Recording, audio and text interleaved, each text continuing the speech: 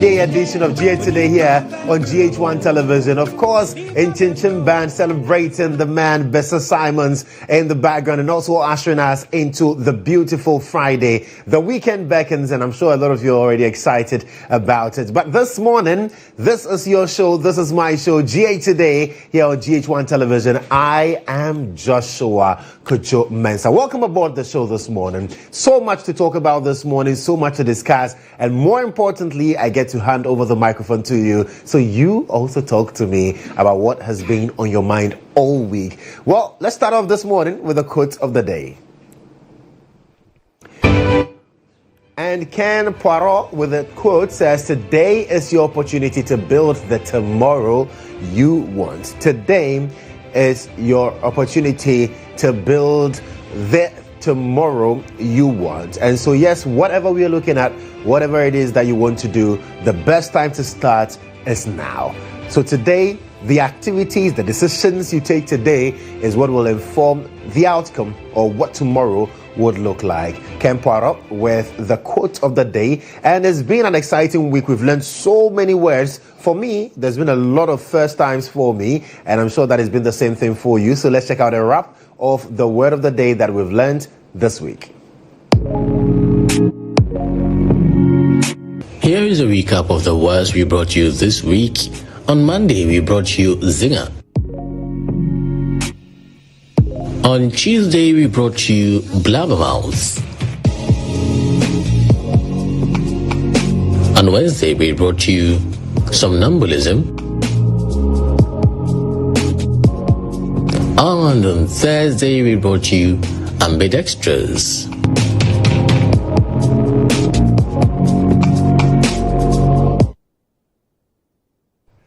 All right, so these are the words that we'll learn this week. I'm sure you were able to put it to some good use, contextually also improving your vocabulary this week. Now, let's zoom in straight to Inside Out for today.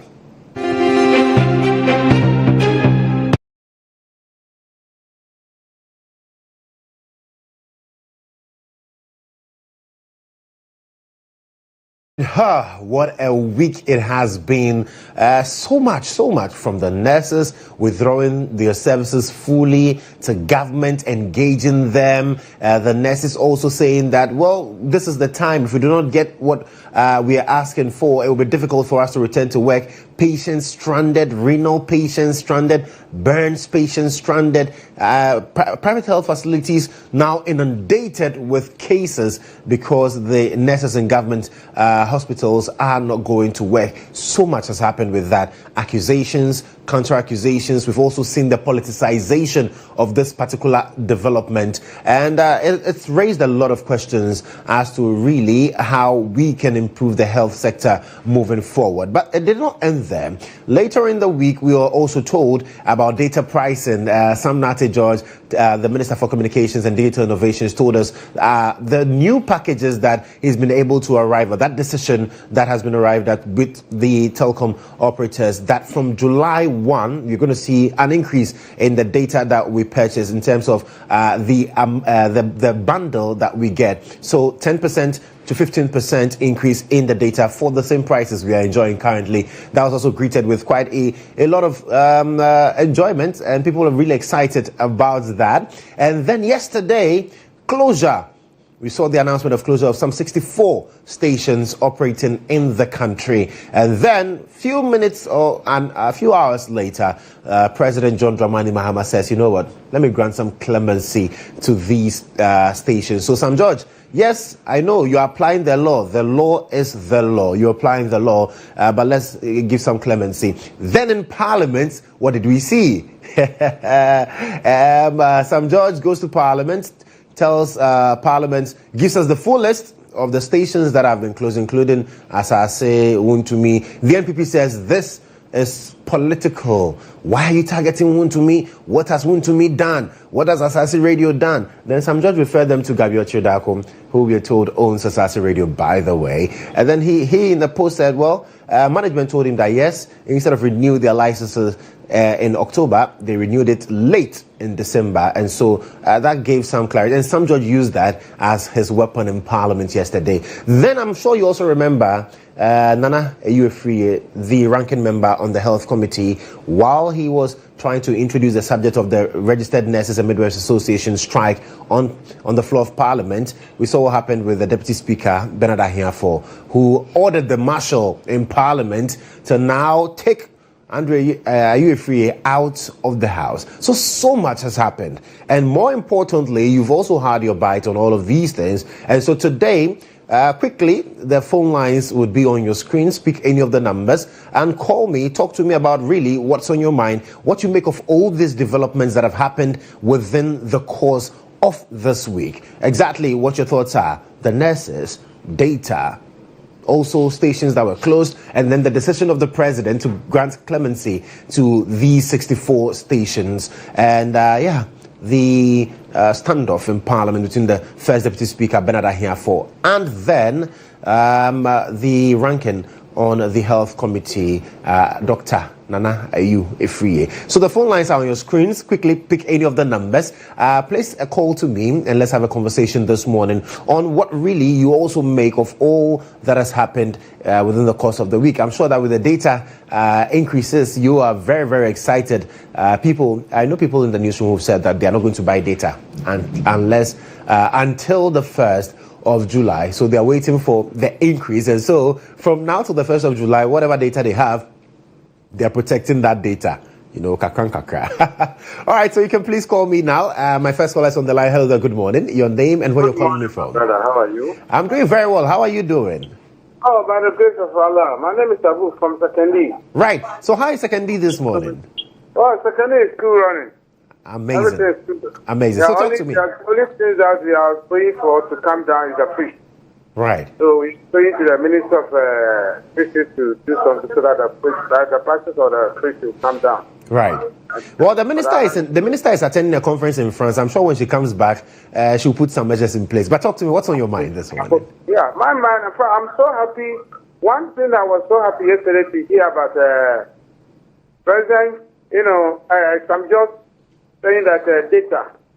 But data, see, no matter how speed the thing is going to run, that's our problem.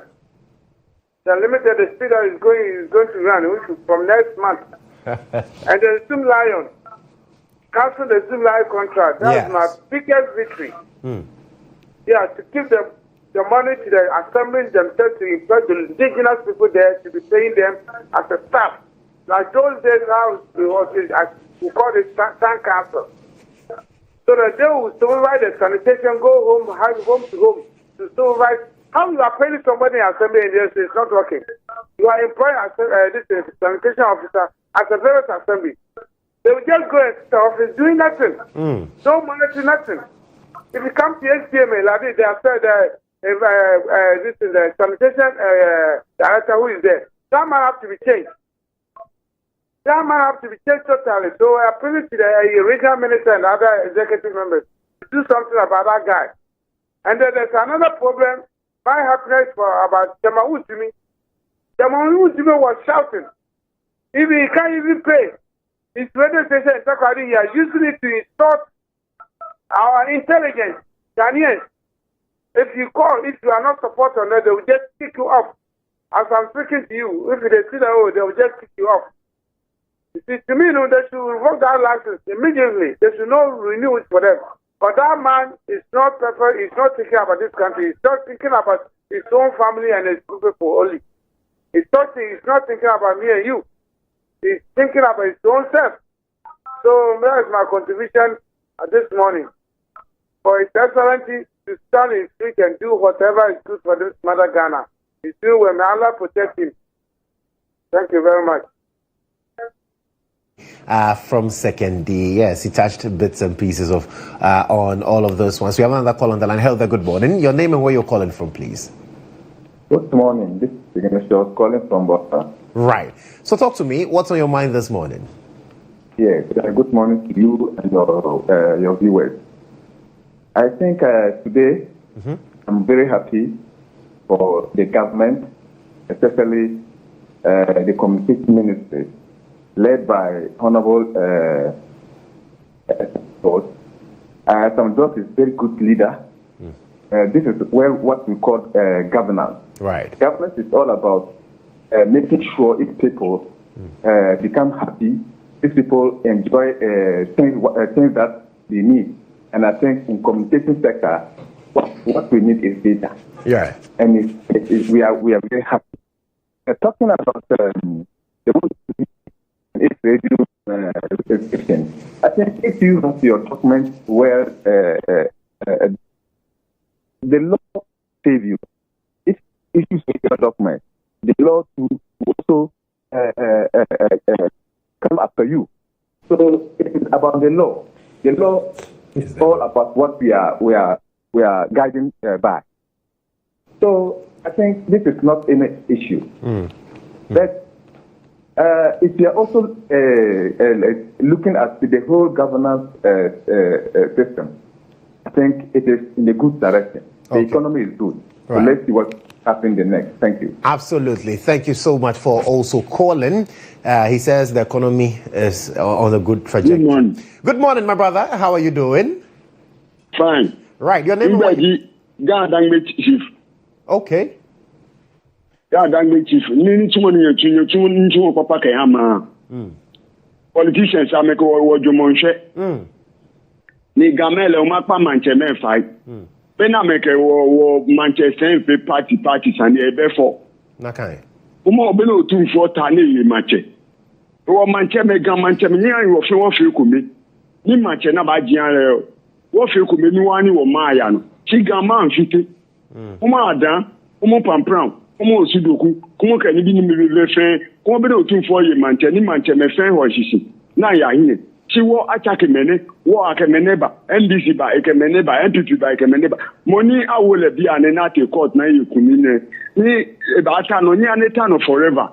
Ni manche ni te ko tu meke ni bi ni me fe ke le ba se ensenye lojo because mene ye ba bi an le di money yo no dan aba jile na ke ni te ko tu ba. E woni le we ba ne ni te ko tu e support le.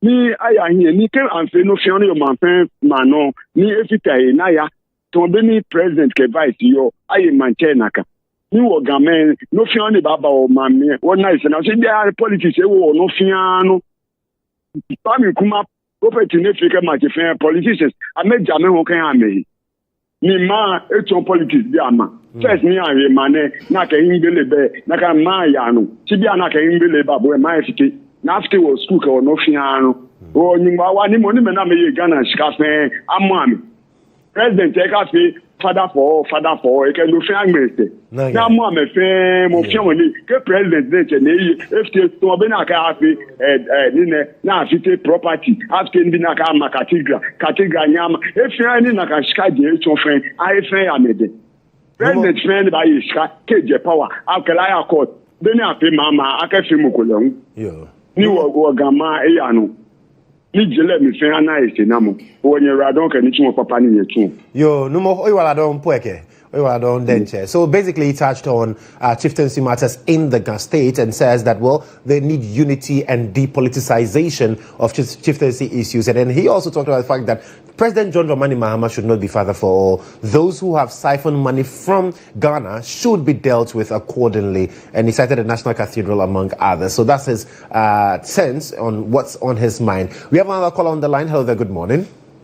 Good morning. Your name and where you're calling from, please. My name is Mensah. I'm calling from Finland. Right. My brother, what's on your mind today?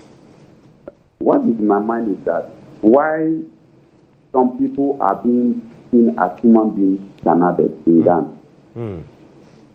The question is, for example, the media guys, those who are operating in Accra, you see yourself as better than those of us who are in the other regions. For example, you have your correspondent across the regions. But why, when there is a program, a national program, you carry yourself from Accra to those regions, whilst you have correspondence? Doesn't make sense.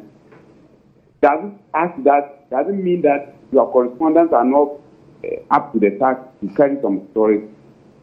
In the same way, when you come to the nurses, they are telling us that those who are in the village, before they will accept posting in this area, they need incentives. Doesn't mean that people in the villages are not human beings? Is it haram to live in a village? Is it wrong to live in a village? Does it also mean that there are some lacking facilities in those areas? We have people living in villages. They are schooling. Today they are writing BEC. These people will come and write the same paper with those who are living in the urban area. At the end of the day, if they are not able to get the good marks, they will tell them that they are not good.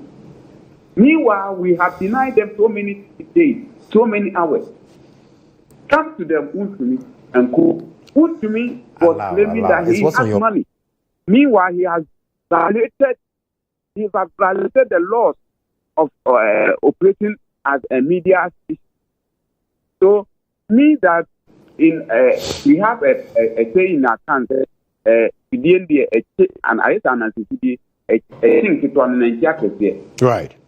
If you have money, it is your money. You just go for free. And let me also say that. Right. In fact, media houses operating in the rural areas, they are going to hell. There's no sponsorship for them. So the charges that they charge equally, I think the government needs to take a look at it. Very well. There is no sponsorship. But when you are going to renew your licenses, you pay as those who are in Accra, Kumasi, Sunyani, pay. Right. Meanwhile, you don't get any sponsorship. I you get pay you. electricity, you pay staff and the rest without no sponsorship. How can you operate? How can you run the business? Thank you. Thank you, my brother. And here at EIB Network, I can assure you that our correspondents will bear witness that when it has to do with programs in the regions, we don't move from Accra there. We allow them to handle those matters. And then, let me tell you, also in Accra, there are stations that are really struggling. We don't just talk about it. If media houses in Accra should tell you what they're going through, you realize that, oh, okay, it's not as though, but I get you. The sponsorship issue, it's national. It's not just centered in Accra or the capital areas. That I can confirm to you. We have another call on the line. Hello there, good morning. Good morning, how are you? I'm doing very well, sir. How about you? Are you okay? I'm okay. We thank God. I was last time, I was there. They are all doing fantastic.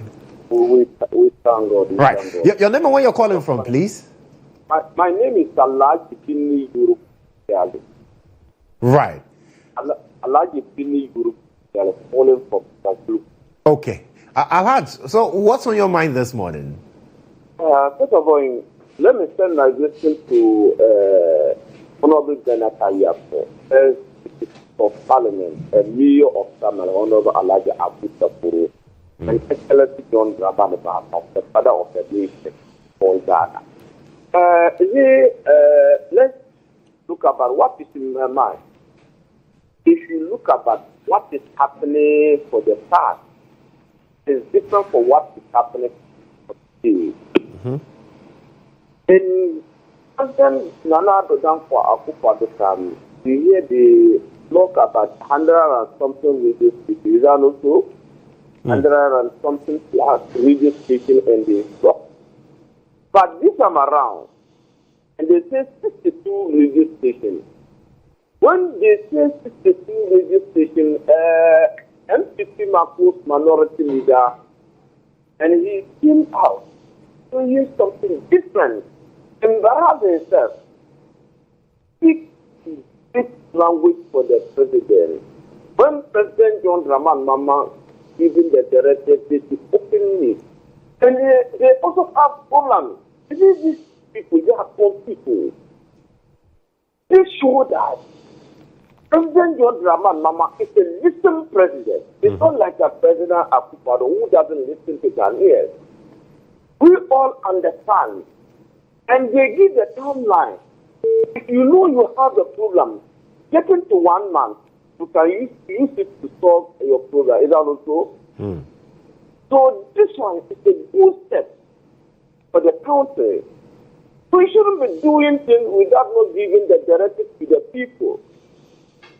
So one communication minister, Sam Natijon, just listen to him. it's a one communication minister, because look at our data service.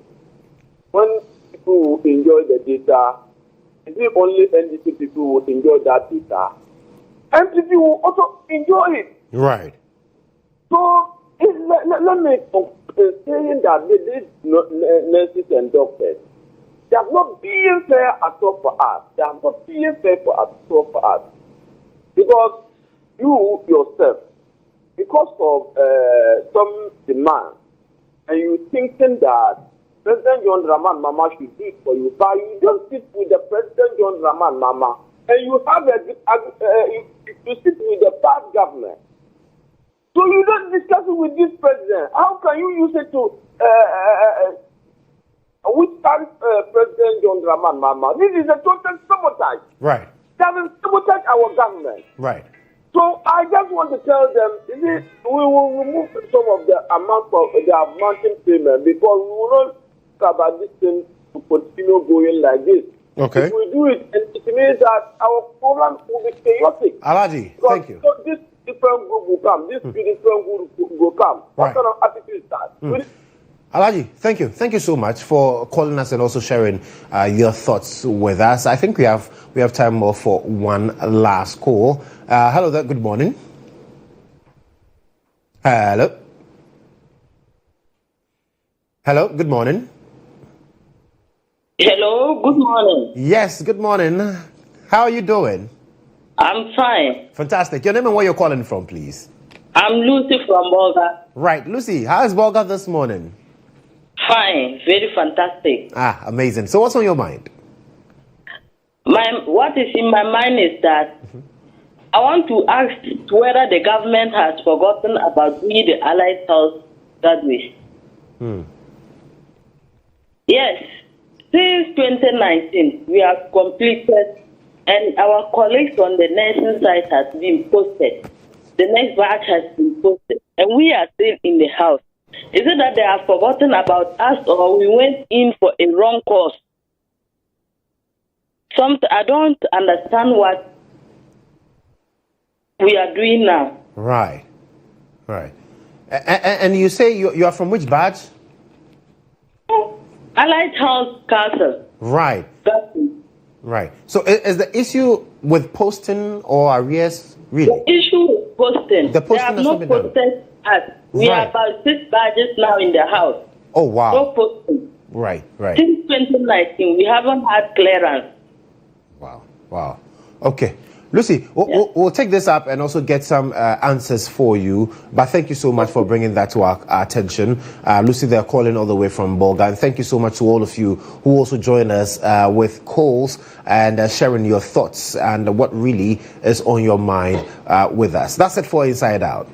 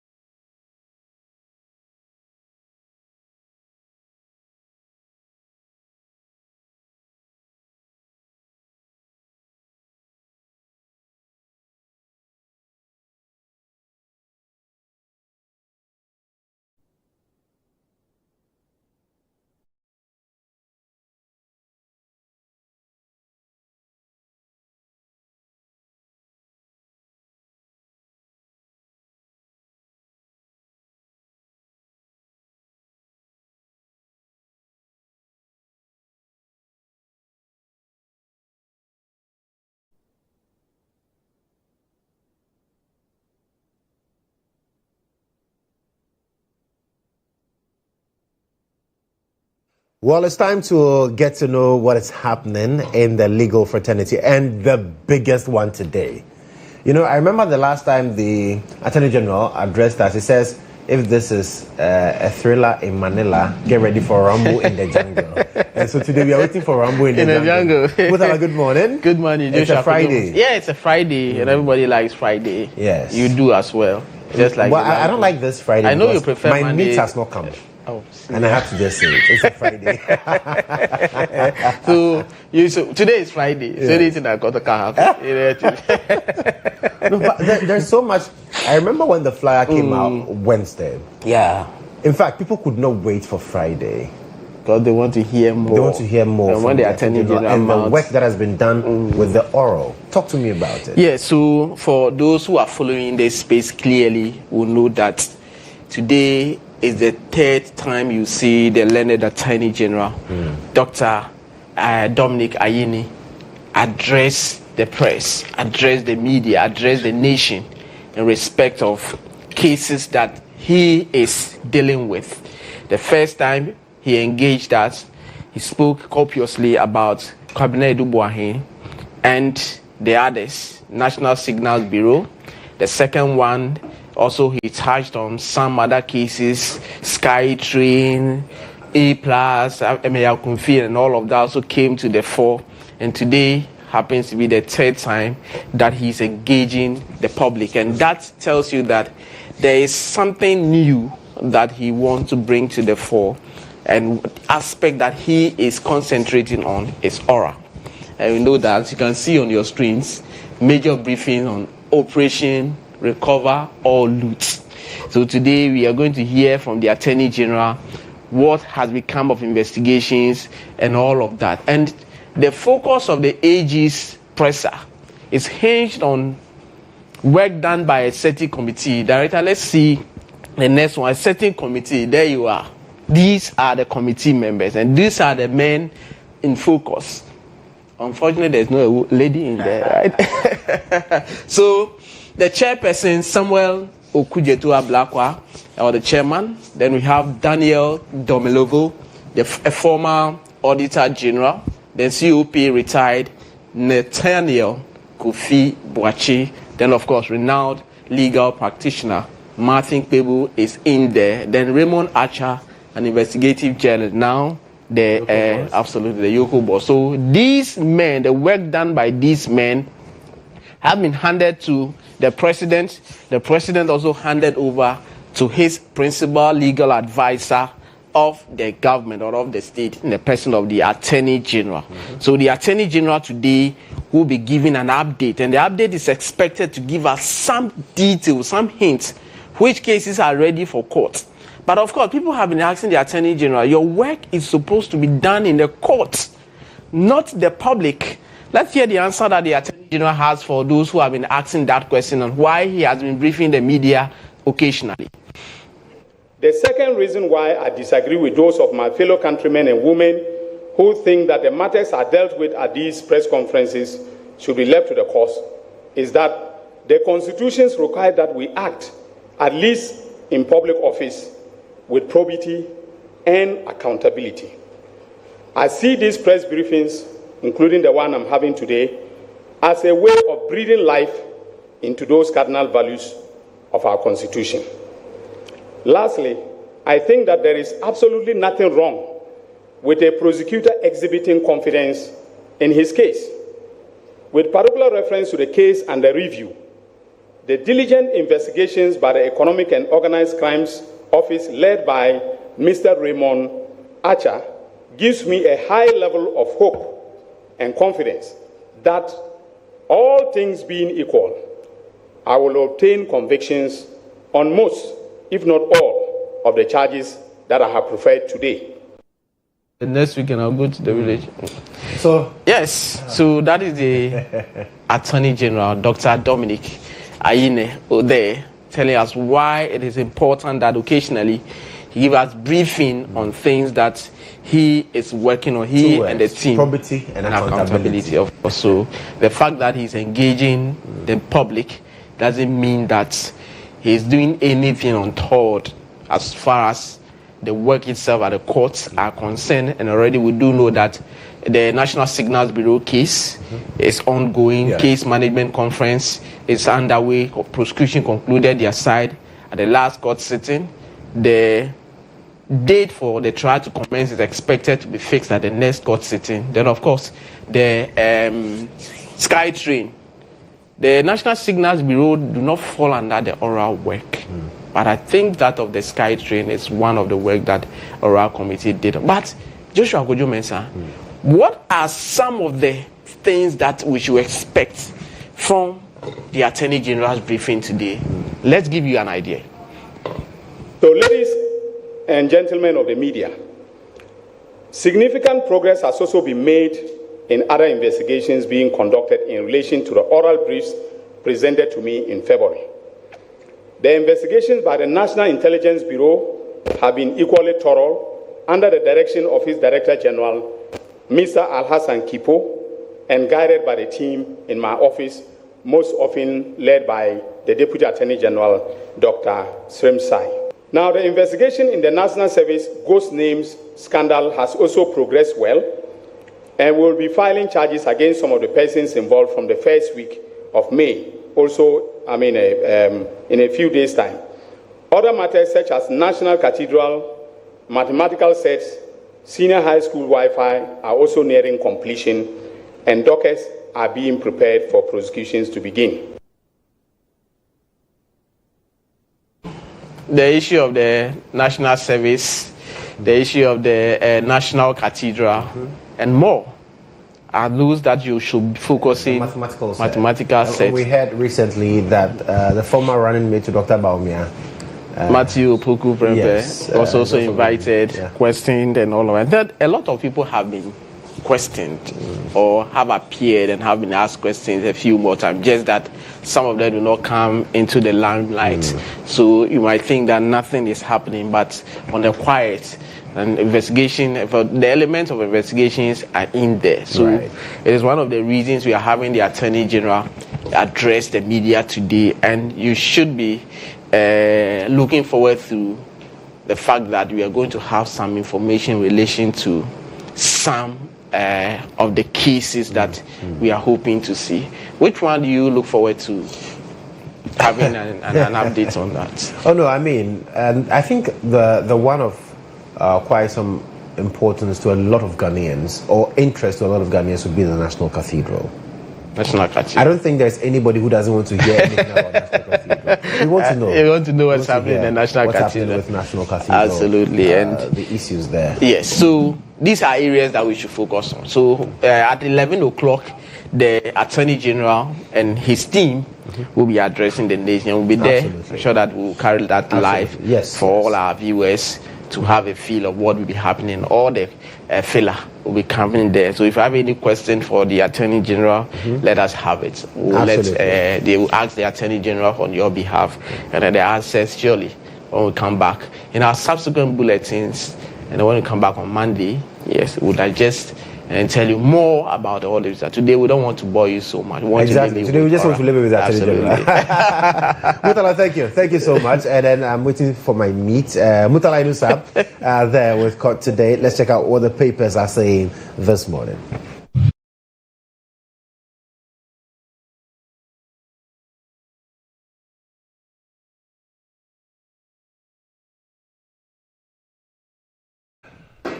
Let's start this morning with a Daily Graphic. It says, President intervenes in radio stations closure. Ministry gives 30-day ultimatum. Comes with a picture of the President of the land, His Excellency GHOne Dramani Mahama. Also, OSP conducts search on SML. State enterprises must sign performance contracts, that's according to SIGA. And employee well-being key to organizational success, legal experts. He's very right. The Daily Guide says U.S. hails Iduchum for education excellence, and YEA Zoom Lion contract over. That's according to Mahama. And government gives shutdown radio stations 30-day amnesty. KGL NLA contract best so far. That's the Daily Guide. The Daily Searchlight says lawless Bagbin threatens MPs, claims unconstitutional powers he can use to harm the career of MPs. Also, some judge dissents on speech as minority describes presidential intervention as a sham. Government to review national pension scheme according to President Mahama, and OSP attacks SML, removes critical revenue monitoring equipment. That's according to the company there, and that's the Daily Searchlight.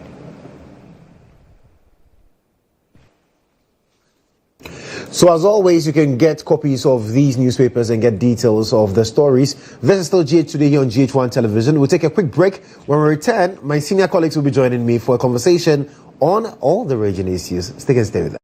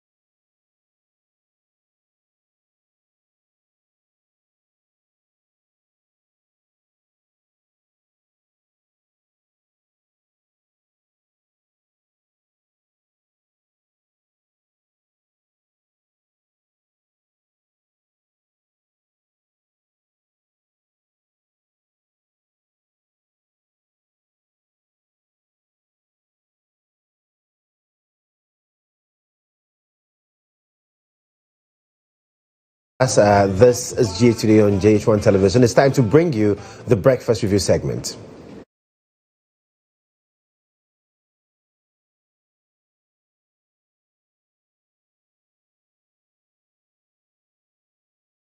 So as we do on Fridays, we review all the things that have happened in the week, touching on the major ones. And my senior colleagues have joined me this morning. And I'll ask them a question before we even start.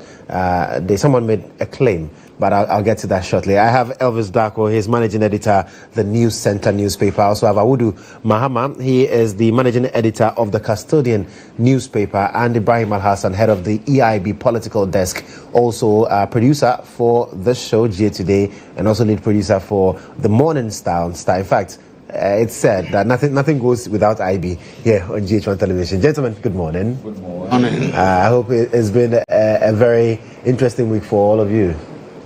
I think it's been eventful. It's been eventful. Right. Very busy week. I had a caller who said that we, the media practitioners in Accra, we think we are better than those in the other regions. So when the big programs are even happening in the regions, we don't send our correspondents. We move all the way from Accra and go there. Okay. And then they are suffering in the rural areas. Oh, wow. Is that the case? Okay, so briefly, they have been neglected. Yes. They are right.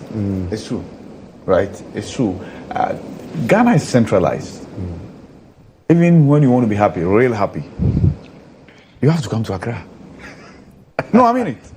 Like, you have your own resources, you want to enjoy life, right? Yes. You want to have a taste of all the good things. You have to come to Accra. But if I want to be, I want to leave Accra rather. Okay, because you are fed up with what is here. So I agree with them that they've been neglected. We can all do better, to be honest. Okay, Awudu. Yes. Yes, but I think that some institutions are trying hard to actually reduce that. IB is here, Parliament, they've gone around the country several times, and they've not gone with parliamentary press corps. They've used local media wherever they went, and so it's a way of recognizing what they do in the regions. Right. So we all agree that the layer of the city, everybody wants to be in the city, but they are doing very well in the regions. They send the news to all the major media houses in Accra and other cities. So we should recognize their effort and make sure that they are, at least they are also recognized well. In fact, journalists, we virtually do how do you call it,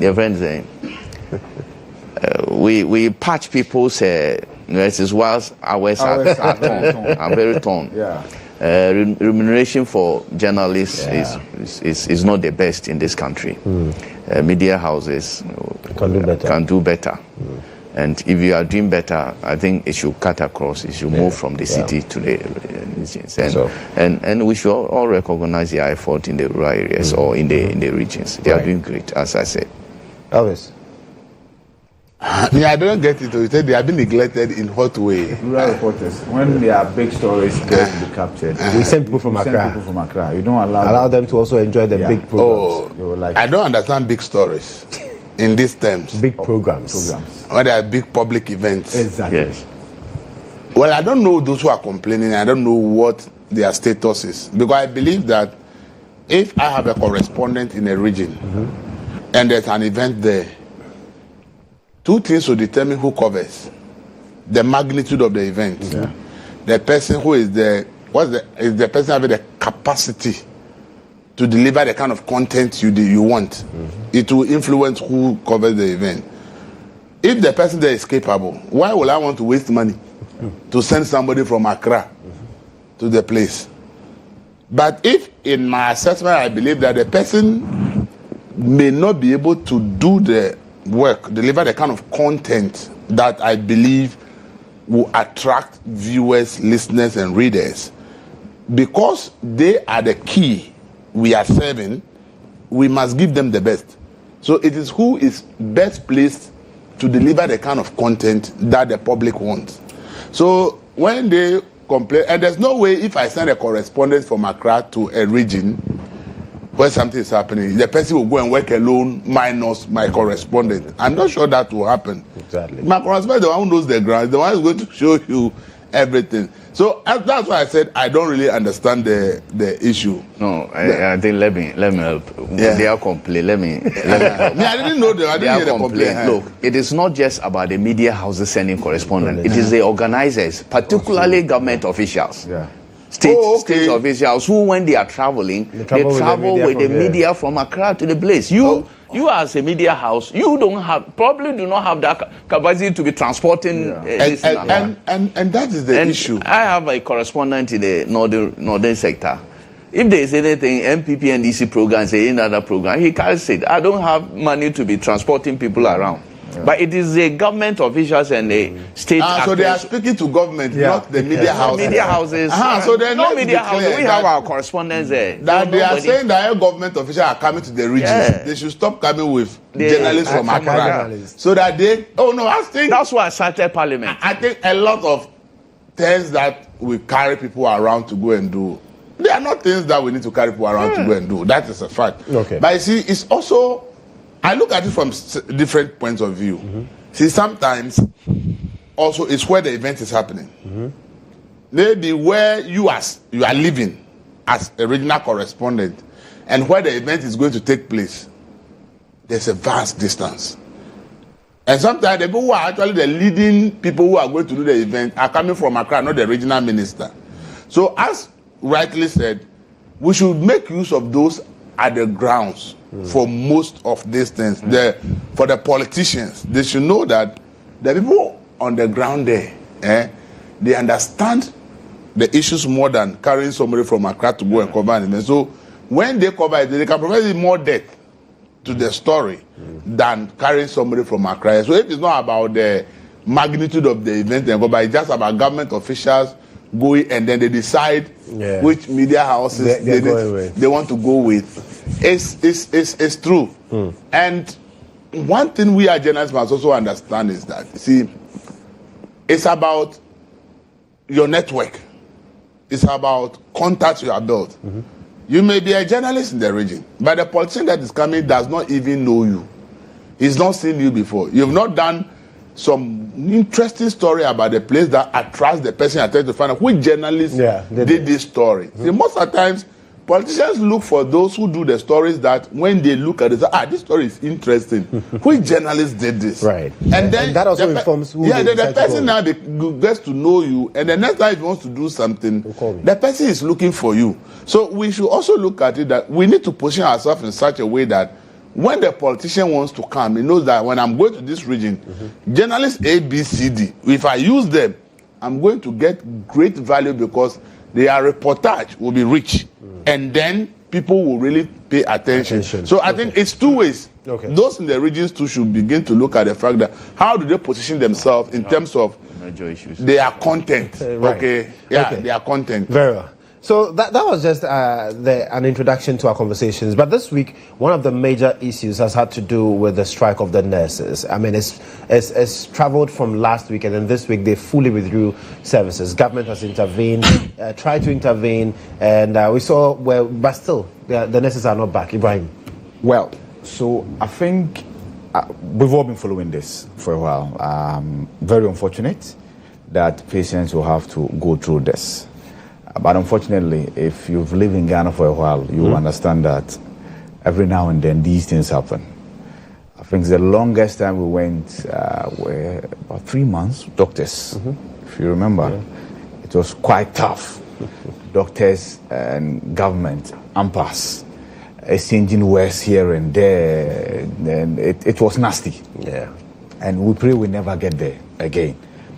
But nonetheless, we are here.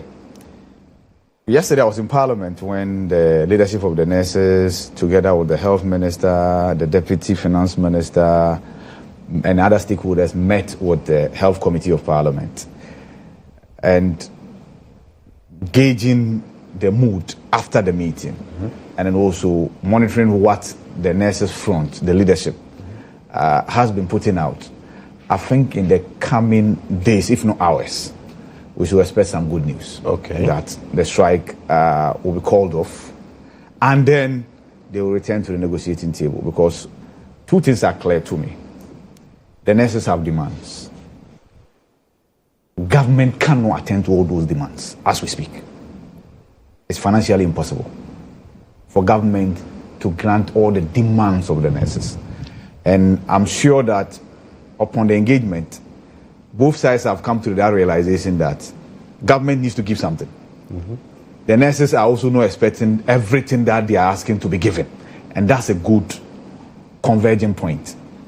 So yesterday, for instance, the health minister was in parliament contributing to the much awaited joint statement from Dr. Yoefri, the one that got him to clash with Bernard Ahiafo, because he wanted to read it without the permission of the first deputy speaker. Yesterday, he finally got the opportunity to read the statement. So when Commander Minta, the health minister, was contributing, he had referenced the engagement that they had with the nurses in the morning and indicated that the nurses will call off the strike. And once they do, they will then return and engage further and come to a conclusion that will be mutually beneficial. I'm quoting him, mutually beneficial. So some grounds have been seeded. So kudos to the leadership of the nurses and then all the nurses and then also government. But they must ensure that we don't get here. But why are we here? Many people might have been following what's happening and might ask themselves, okay, is it that nurses are not being paid their salaries? Is it that they are demanding tools to work that those tools are not available? No. Here's the thing. As we sit here, we all work. We have what we call conditions of service. Some are allowances, not just your salary. Some are things that you think should be provided to aid your work, right? So the nurses are demanding a number of things, including uniform allowance. Uniform allowance, yes. Right. And I've this morning seen that it might even include funeral allowance as well, right? And then not just that, they are also demanding book and research allowance. And somebody, oh, nurse, book and research allowance. No, hold on, let's explain to you. Some of the nurses are teachers. So when you go to 37 military hospital, for instance, they have a nursing school there. Some of the nurses there double as teachers. When you go to Kolebu Teaching Hospital, same. So they are entitled to book and research allowance. That is equally catered for. And an outstation allowance, rural service allowance. These are things that you should understand. See, people are not accepting postings to the rural communities. And I remember very well in opposition, the NDC promised that they will incentivize health workers to accept postings to rural communities. So the nurses are not demanding anything different from that. That those that accept to be sent to the villages, they might not have access to the amenities that you and I have access to here. So they must be compensated for that deprivation. So you must cater for that as well. Yes, like I said, government has indicated that it will need not less than 2 billion Ghana cedis. Now, if you put everything together, it's in excess of 4 billion. So government's argument is that that's not budgeted in the 2025 budget. Right. So many of us were saying that, okay, how about the mid-year budget review?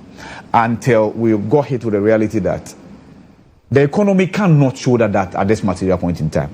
I'm talking about wholesale implementation of the demands of the nurses. But mind you, there's something that people are not paying attention to.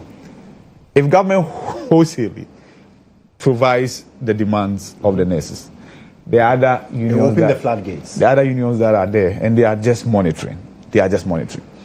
So I think that's why now common sense is prevailing that, you know what, let's call off the strike. And then behind closed doors, let's engage. Out of the lot, how many of these demands can government meet? Without necessarily even announcing to the general public that these demands have been met. You get the point? And so that's where we are getting to now. The others who have also talked about timing. Yes, I also felt that 6 months into an administration, strike is not a better option. Because, and this is my reason, the government will have a lot of goodwill. And that's why you see a lot of blame games. That's why you see divisions in the front of the health workers. Because there are some unions, also beneficiaries of this same collective agreement, who are saying we are not on strike. Even within the Ghana Registered Nurses and Midwives Association, those who are on strike, There are some nurses who record themselves on social media and say that, I'm working, I'm not on strike. It's all down to the goodwill that the government of the day is enjoying, because many people feel 6 months into an administration, no, going to strike should not be the option. But the nurses are saying that no, they are not counting the beginning of this government. They are counting the time the agreement was reached. Yeah. And when it came into force. Exactly. And the fact that this was June 2024, right? But for the fact that some people went to court. I mean, it was signed in May. It was supposed to take effect on 1st July. 1st July, yes. Yes. So to them, it doesn't matter when this government came in. It's a strategy. Yeah. It can be helpful, it can be counterproductive. But nonetheless, here we are. The sad aspect of it is the patients who are suffering. I think moving forward, just saying that essential service providers should not go on strike, and that's enshrined in the labor laws, it's not enough. It has never been enough. Under Rawlings, health workers went on strike. Under Kufuor, health workers went on strike. Under Mills, under Mahama under Kufuor, health workers. So it means that just putting this in the labor law has not been effective. Right. It's about time government looked at the alternative. Why do you think 37 never experiences industrial strife? And that regardless of how many doctors are on strike, go to 37 and you'll be attended to. Because it's a military hospital. Going on strike is not an option. The Catholic health service providers, they made an announcement that if you work in a Catholic health facility, you are not allowed to go on strike because you are told before your engagement. And so governments will be looking to settings, the police hospital and what have you. And so, all in all, it's good that at least now we are seeing light at the end of the tunnel. Right. Let's ensure that we never get here. Okay. Yeah. So that's 8 minutes for IB, and we'll apply. Oh yes, I timed him. See, 7:54. I just had to make sure that we had fair and equal distribution of time. You want to? So, Awudu, I mean, so I have heard the counter argument, for instance, from the nurses who say that, well, every 2 years we get to this stage where we have to renegotiate. So if we have to wait to 2026, that is depriving us of all of this when we can get this and then negotiate better of this. So we don't have an option. We are forced to go on this strike, not because we don't like the people of Ghana, but because we also have to stand some firm grounds and get what is due us. Yes, I think we have to, if we give historical background to this thing, everybody will know, will see whether government has been fair to nurses or not. Right. Look, whether you like it or not, nurses are, for me, the most essential health workers in the health ecosystem. Yeah. Look, when doctors go on strike, as painful as it may be, to me, it is not as deadly as nurses. Yeah. Look, there are a lot of experienced nurses, even when doctors are strike and you take your patient there, they are able to stabilize the patient before the doctors come. When they are absent in the wards, they are absent in the OPDs. Nobody receives them. Yeah. You take your patient there and there's nobody. Sometimes you need just 5 minutes of oxygen on your patient and that patient will be stabilized for the doctor to come. So as a country, we should see doctors as the most essential people in the health ecosystem. Now, I'm saying that let's look at the historical background of this. You mentioned the agreement. This agreement, as narrated by the leadership of the Ghana Registered Nurses and Midwives Association, the leadership has not been controverted by any government official. Yeah. The facts they put out. First, as I said, you alluded to, the agreement was signed in May 2024. Yeah. Implementation date was July 1st, 2024. Now, a splinter group, about 88 of the nurses, took the matter to court, claiming that the agreement that was reached by their leadership was not enough. What they asked for was not enough. And therefore should be stopped. Now the thing was in court, back and forth. The lawyer, when they appeared for they now agree that, look, let's take this matter, let's move to arbitration and solve it. The leadership of the 88 out of over 1,200 nurses. 120,000. And 120,000, sorry. Oh, Charlie, I'll reduce it. Out of over 120,000 nurses, only 88. The leadership, as we are now aware, demanded 1 million Ghana cedis from their own people to withdraw the case from court and arbitration. And then the lawyer, who was Vermoor, we all know him, Baka. Vermoor was a lawyer of the 88, group of 88, also demanded for 300,000 or it. Eventually, they sat down and agreed that you, as for the lawyer, who can give 1/3. They paid him 100,000 and said that, look, you are part of us, as for the 88, group of 88, we cannot give you any money. From where? From our own association, when our conditions of service are being fought for. You want us to get money for 1 million for you, your leadership, 88, your leadership before you withdraw. And they said, no way. Then they went back and forth. When they agreed with the lawyer, then they withdrew the case. They then met and went to court and told the judge that, look, we have agreed that we should settle the matter. And we should go and settle the matter at the arbitration. Then the matter was finally resolved in January 2025. Yeah. And when the matter was resolved, according to, I listened to Greater Accra Regional Chairman of the association, Jefferson, he said they then notified the Chief Director of Ministry of Health. He said that, oh, your issue is known already. We will solve the issue for you. And the Chief Director then said that, look, your case is being considered. Even the Health Minister is aware of your case.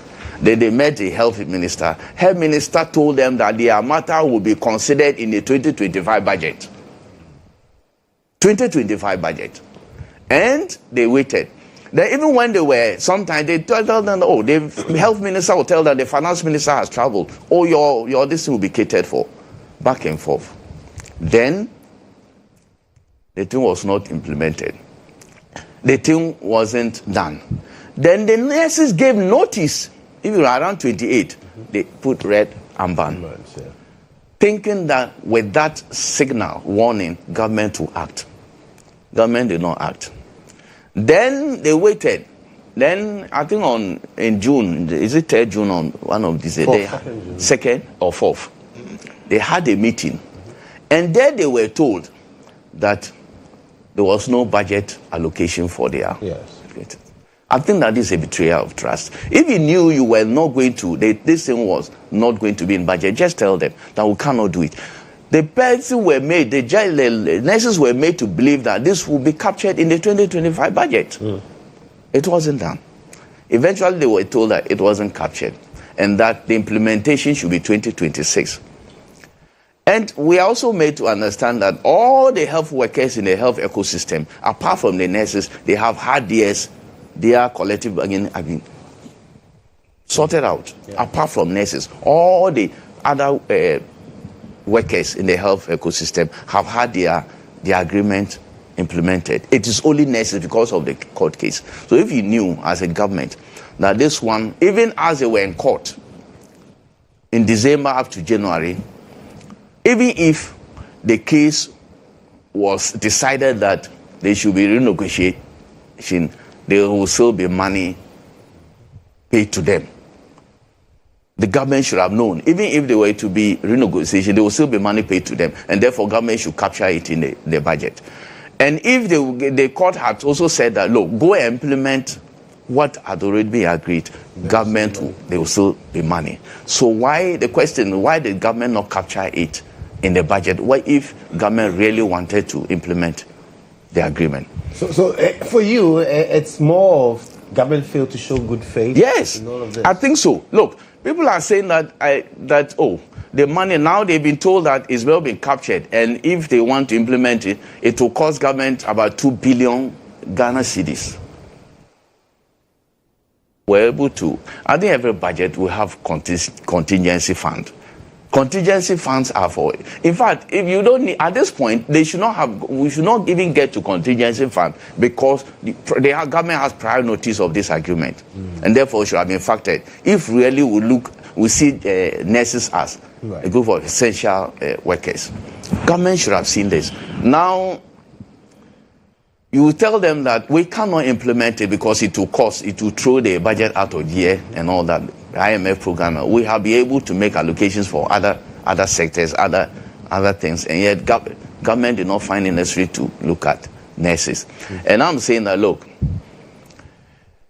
2020, if you say that it is 2026, it means that, as they have said, every 2 years they have to negotiate again. So what happens to their colleagues in the other, within the same health system, have enjoyed for 2 years? Now, how are you going to do it? For the 2 years that you have not implemented, are you going to add their condition of service to the next 2 years, the new agreement that you get? Right. These are questions that government will have to look at. Right. And but you see, I just want to briefly, yes. And look, this is Minister Kwabena Mensah Kando, when he was ranking member, health minister. This is what he said. It is disappointing for Honorable Minister, Health Minister Kweku Agyeman-Manu to have sat aloof, watch lab technicians, scientists go on strike when the agitation started just at Komfo Anokye Teaching Hospital. I think that this word will go back to him. I don't know why he sat aloof and allowed the nurses to go on strike since January, when he knew that this was going to happen. There's this Malawian proverb that we all probably heard, that cows are trapped by their horns. Human beings are trapped by their words. Therefore, I think that the health minister has been trapped by his words. It is about time that government show, how do you call it, faith. They show faith when they are these things to the people. If the people had been told, I think from day one, that you not be catered for, the matter would have been. But you kept on telling them that they will be catered for in the budget, only to tell them last minute that they've not been catered for. Right. IB said that now there is some kind of reasoning that the nurses, the minister as well, that the nurses will go call off the strike and they'll go back to the negotiation table. By the way, the nurses are not asking for all their demands. They are saying that, look, let's have implementation plan. Let's start. These are the essential ones that governments must start with. I think they are making reasonable demands, and government must listen to them. We appeal to our brothers and sisters who are nurses to also look at the larger picture of this, the Ghanaian people, that there are a lot of sick people who are dying because of their strike, and we plead with them that, look, they should go back to the wards, and then we'll be continue to speak for them. Elvis, this is where we are. So you see, and the government kind of narrative is not captured in the budget. If it's not captured in the budget, is it the nurses who refuse to capture in the budget? Is it their responsibility? You were aware, and the health ministers Awudu has narrated is very much aware of the issue, promises them that it will be captured in January. Atufosin read the budget on 11th of March. Yet it was not captured. Yet government communication is that, oh, it's not be captured in the budget. If it's not captured, whose fault is it? The government deliberately didn't capture in the budget, because the government, who's led by the Minister of Health, promised that it to be captured. So if it's not captured, it's the government who deliberately didn't capture it in the budget. So that narrative and communication from government, they should stop. It's annoying to the nurses, because you promised that you will do something, you didn't do it, and now you are telling them that the thing is not captured, as if it's the fault of the nurses why the thing has not been captured.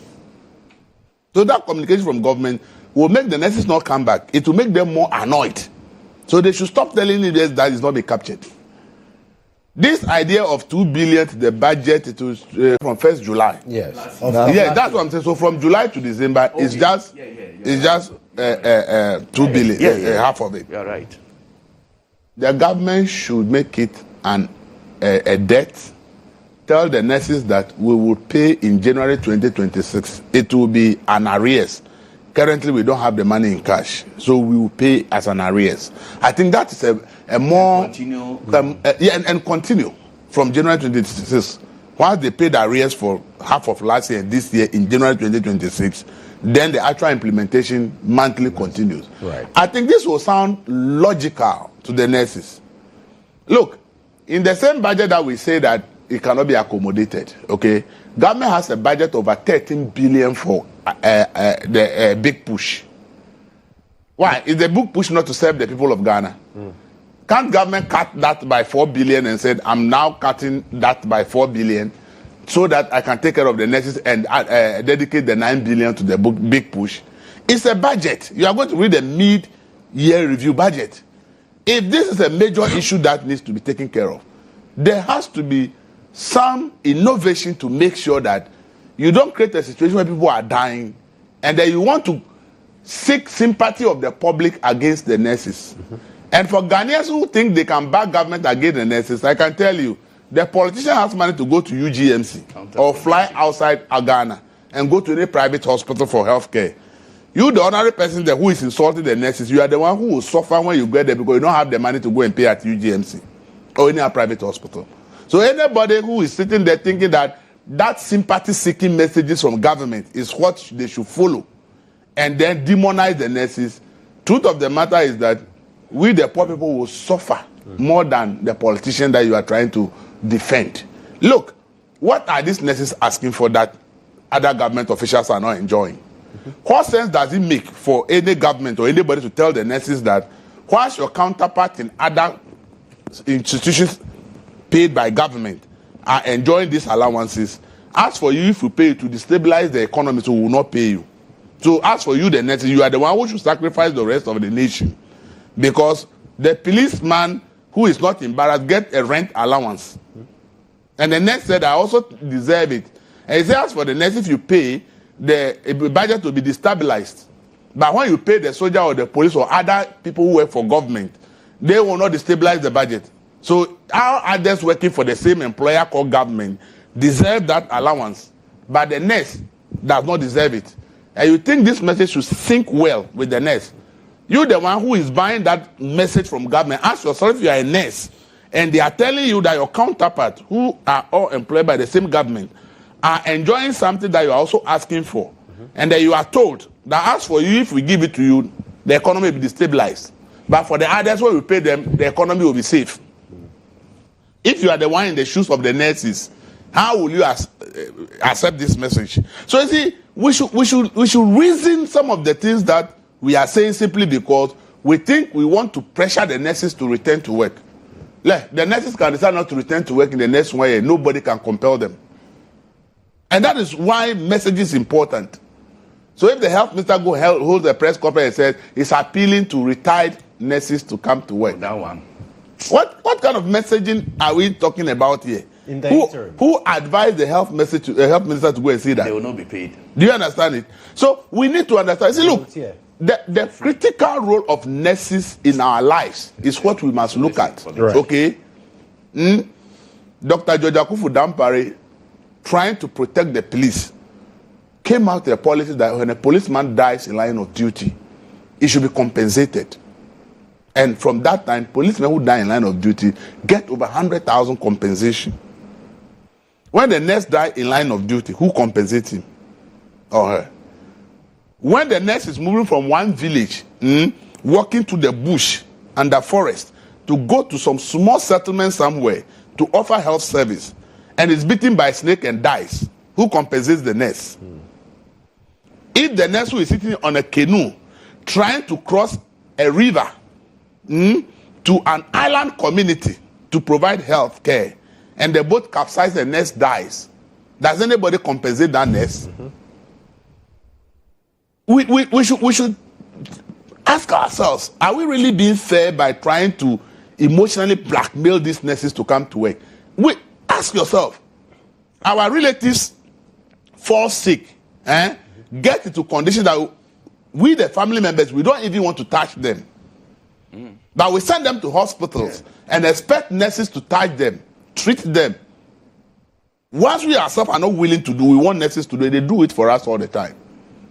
We have adults in our houses who get sick and poo on themselves. We don't even want to touch them. But if they poo on themselves in the hospital, a nurse is supposed to make sure that they clean that person. Nurses contract all kinds of infections and illnesses by trying to treat other people who are suffering from that. They go through all these risks. And they are asking for things that are not like only nurses are enjoying, no. Things that their counterparts in other services, other institutions employed by the same employer are enjoying. And they are asking that what you are paying these people who are all employed by government, looking at the nature of our work and the risk we take, we believe that we also deserve it. And then somebody sees someone and tells me that when we pay them, the economy will destabilize. Then go and stop paying all the others who are paying the same allowances. If we are all not enjoying it, it makes sense. But if some are enjoying it, you are telling me that paying me will destabilize the economy. It makes no sense to me. Right. I don't think that the messaging from government is making it easy for these nurses to return to work. Right. And I think governments might change its messaging and begin to tell this thing something that is sitting to the ear. But from what IB tells us, and there is some level of negotiation now. They're coming to the table now. Government says, you know what, your concerns are valid, and so let's meet halfway. Yes. And that is what is happening now. I'm happy I'm hearing something. I'm not aware. I'm happy I'm hearing some of this. They were in Parliament yesterday. Yeah, I'm happy. I read what Parliament has said. They said they are leaving it to the fate of the GHOne Council to decide. Oh, yeah. But GHOne Council met this week on Tuesday. They said if the money is not paid, they are not returning to work. They met only on Tuesday. There's a new development. And now they said the Parliament, they met them. They said we will not give you any response. We are going to the same council to tell us what to do. Exactly. And the same council that last Tuesday says that they are not coming until you pay. It's the same one we are relying on. I pray that we have a breakthrough. Okay. Because you see, while the nurses and the politicians are at loggerheads over this issue, it is we the right people who are suffering. There's only two elephant fights. It's the grass that suffers. So the person who is not the one denying the nurses their allowances is the one when he's sick and goes to the hospital who will not have people to attend to the person. And that is the painful aspect of when institutions go on strike. Right. That the person who does not have the power to decide whether the problem should be resolved or not is the victim largely because, as I said, the politicians will be able to do everything. These politicians who are saying there's no money, since they came to office, are they not paid? They are guardian boys. They are everything. They are not going to be paid. No, please, listen. If they will not be paid, the money is not coming out. Listen, the money is not coming out. They have not been paid. Please, the money is not coming out, but it will be paid as a back pay. No, they will be paid. Why don't you do the same for the next? For now, if they are all to come as a back pay, if they are all to come as arrears after 1 year, if after 1 year they are guardian boys, they are caterers, they are drivers, and all the people that serve them, their money will come in bulk as an arrears. Yes. Why can't the same thing be done to the nurses? That's why I'm saying that the government should say we will pay, but we don't have the cash now. And then when we are able to fix ourselves. So it's the communication for you. That's what I'm saying. Okay. And say we'll pay, but we'll pay in arrears. Okay. So you work in a year's time, government will save money and pay it in arrears. You understand it? I get your point. I have said that nurses going on strike or any public is going on strike in the first year of a government, I have problems with it. True. Because I think the new government coming to power needs time to settle. That I've made it clear everywhere. Yeah. Because I believe that no government is because we've done 11 minutes. Yes, so we need to go for a quick break. We must understand this simple. Look. I started 22. I saw my time. And now it's 11 minutes. In fact, you have spoken more than you have even spoken more than us. So I'm saying that all the government communications, throw it away. They are annoying the nurses. I will pray that what IB said has happened and that there will be something good. Sure. And then the party communicators and the people who are talking things that is getting the people angry should all shut their mouth. Including journalists. Including journalists. In fact, we had it for the past the nurses have also been on us. So one of our colleagues has got to make a comment that has also angered them. You want to show your watch so they have also come and asked very well. In fact, let's go and come. We'll speak about it. Let's go. So I think that let's be fair. Okay. Let's be fair. All right. Well, so that's Elvis Darko there. We'll go for a quick break or return with more. And when we come back, one of the things we'll be talking about was what happened yesterday. 64 stations, government later says, I'm granting some clemency. We'll come back shortly.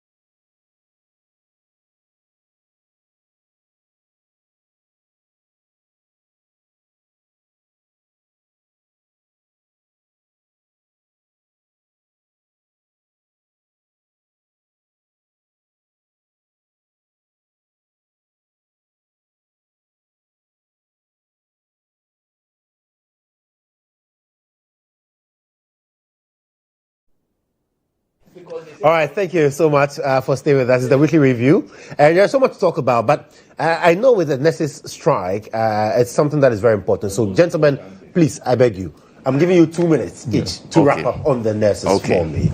And let me start with Awudu. Yes. You see, let's don't get it. When we say that, as Elvis said, it's so annoying to say that if you implement it to throw a budget out of here when you knew that you should have included in the budget, not to throw it out of here. Look, I listen to the nurses saying, they are saying that we are not asking for luxury, we are asking for livelihood. Look, people have not also looked at the salaries of nurses.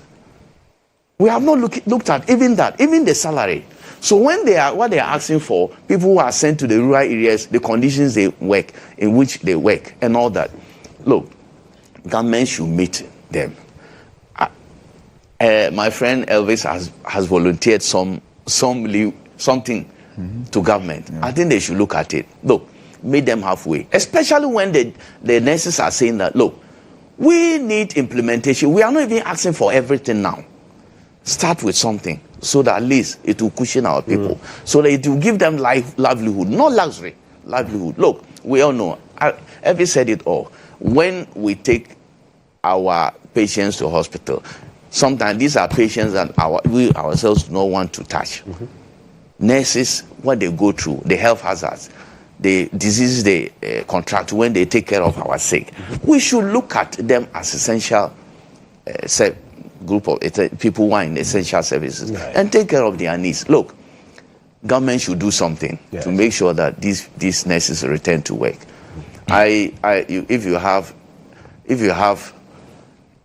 If a husband, a nurse has a husband, probably working at Parliament, working at Maritime Academy, working at Shippers Council, working at all these institutions, working at MPA, and they know that the workers there, they get car allowances, they get clothing allowances, they get all that.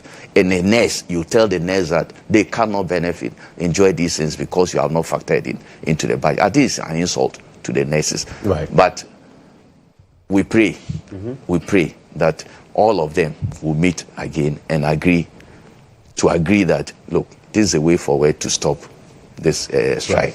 Ibrahim. Well, so we all hope that there's a resolution to this. See, let's not kid ourselves. Nobody is saying that remuneration, salaries in this country, especially in the public sector, are acceptable. At a point, I remember in 2007, I was on campus when we were told about the implementation of a certain single spine. And that was supposed to be the answer to all salary problems in the public sector, right? People, in fact, when the NPP hesitated and then in came the John Evans Atamo's the late presidency, and then he decided to implement it. Nurses were actually dancing. Health workers were dancing. Public sector workers were very, very excited. We were all thinking that single spine was going to resolve their salary challenges. We are here down the line, right? Salaries in the country, generally, probably unless you want to look at the salaries of maybe the politicians or political office holders and CEOs, with the exception of these individuals. Who are receiving salaries without giving us everybody's salary cannot take you home. Your take home does not take you home. No. That's the reality. So the nurses will not be an exception because they live in the same system that we all find ourselves, right? Nonetheless, we should have improvement. We should have improvement. I've looked at the demands. Like I said, I've mentioned some of the demands that, to me, I think they are very reasonable.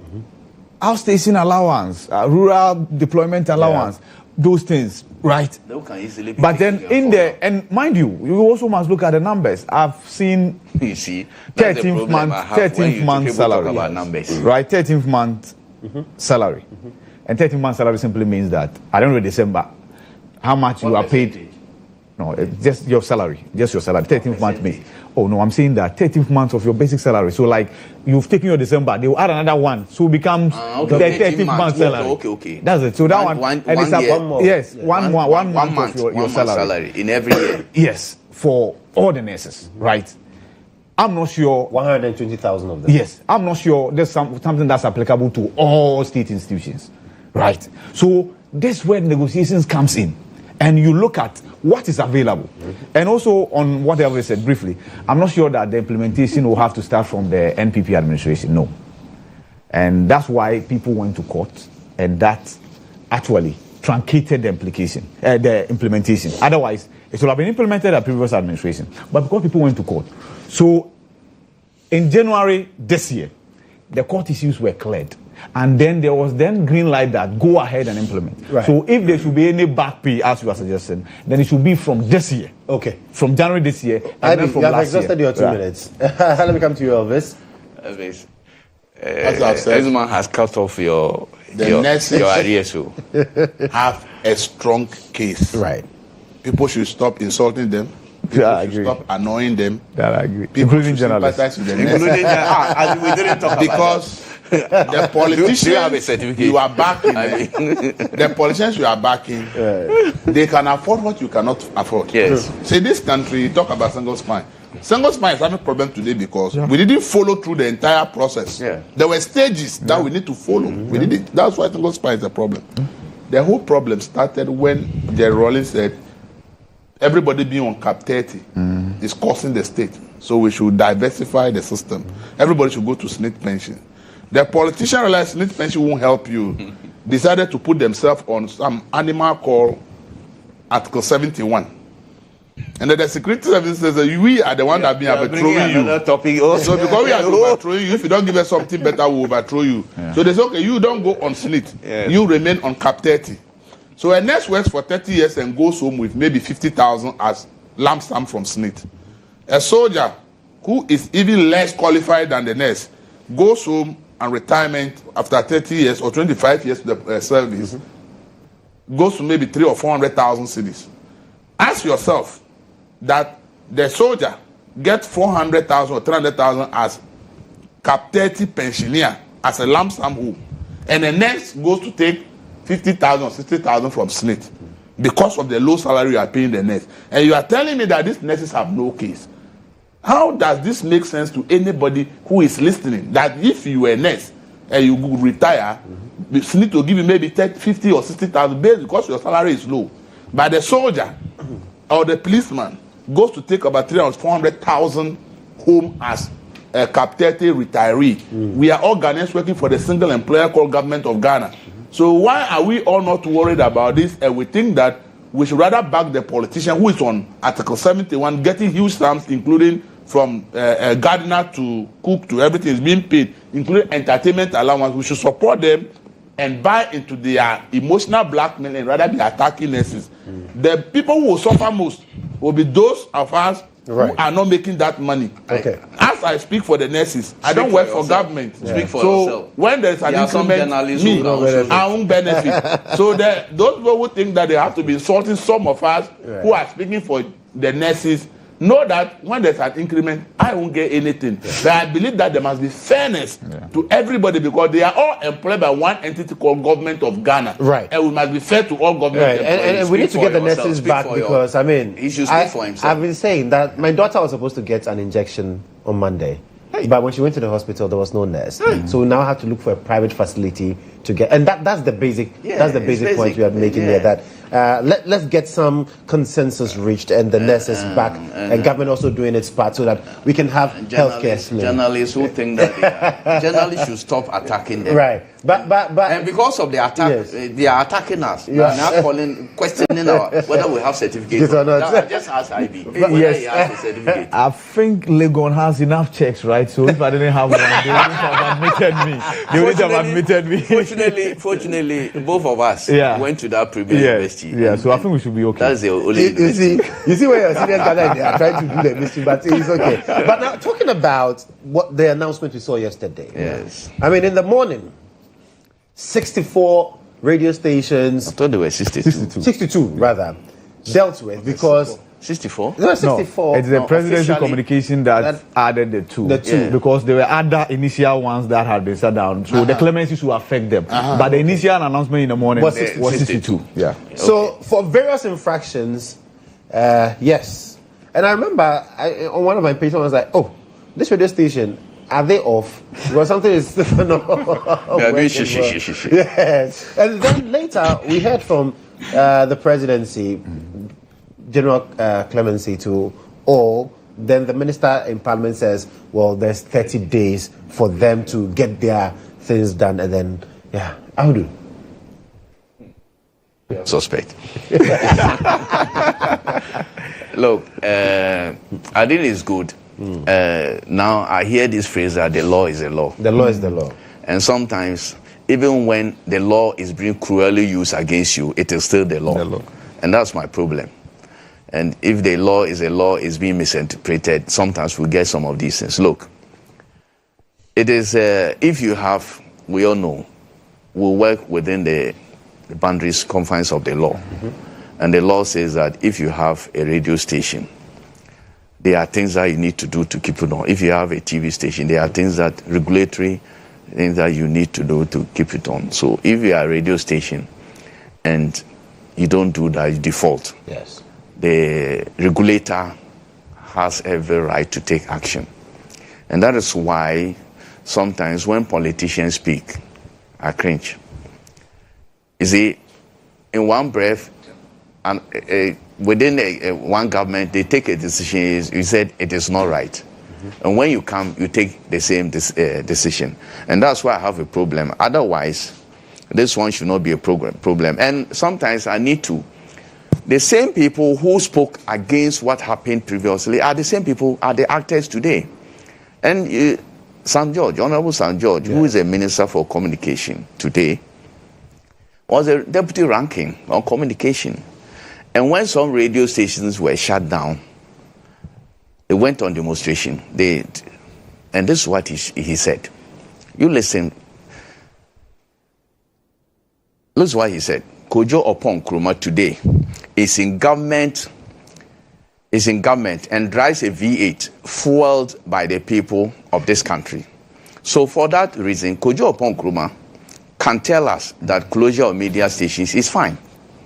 When Kodjo Nkrumah sat at Joy FM as host of Super Morning Show, at that time, Joy FM was breaching the Electronic Communication Act. Joy FM was breaching that license because they were broadcasting in excess of 45 kilometers. We did not shut them down. You understand me? He has a question. It is practically of the law. No, it is the practicality of the law and the reality of legislation. So as far as we are concerned, this, as well-meaning Ghanaians know, is capricious, malicious, and high-handed. This was what he said when the government then attempted to operationalize the law. They operationalized the law. They enforced the law. This was what he said. Now, the president himself, President Mahama, then on World Freedom Day, this is what he said.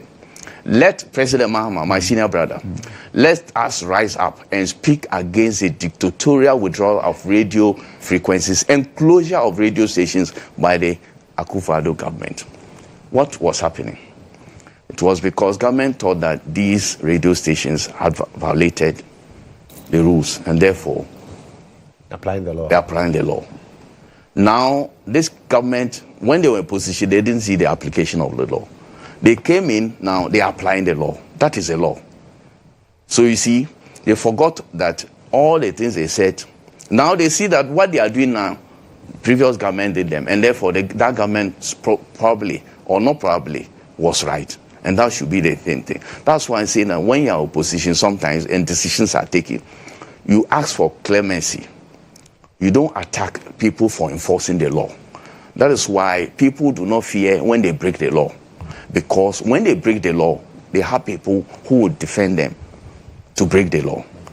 So when things happen, as I said, you ask for clemency. Look, government, you know that these are them, but give them opportunity to regularize, and that we are making progress. And when the government gives them opportunity they don't regularize, then you then say that, no, it is a fault of the radio stations. Right. Because as we said, as for defaulting, in this country, if you want to act, people are defaulting, and you want to take draconian decisions, this country will ground to a halt.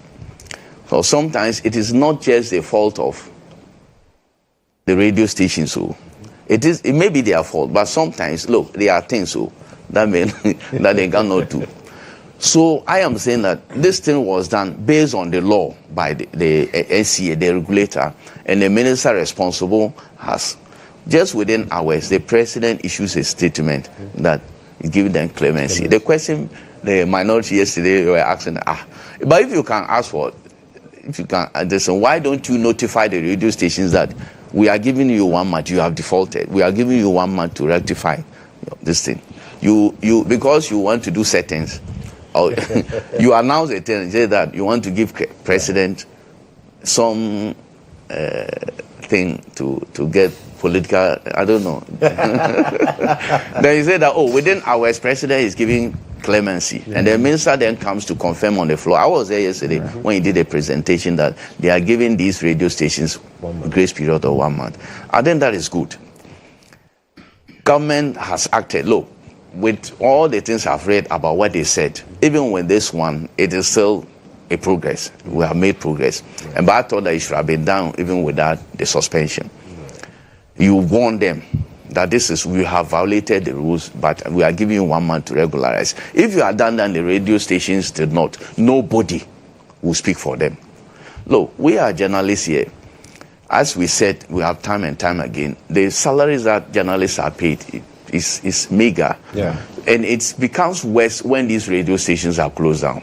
Sometimes you have friends and you may have to support some of them. Yeah. We live on each other, we depend on each other to survive. And therefore, when the radio stations are closed down, it affects us. Though nobody will wish that your friend is at a particular radio station or TV station is closed down, because it doesn't help us. Yeah. Already we are suffering. So in that, even though I said it is settings, it is good that the president has that. Let's give it to him. Yeah. But defaulting, what was surprised me was Asasi. You know, they had paid their license, but you see, they were late. Yeah, and I understand. I have not looked at his ex.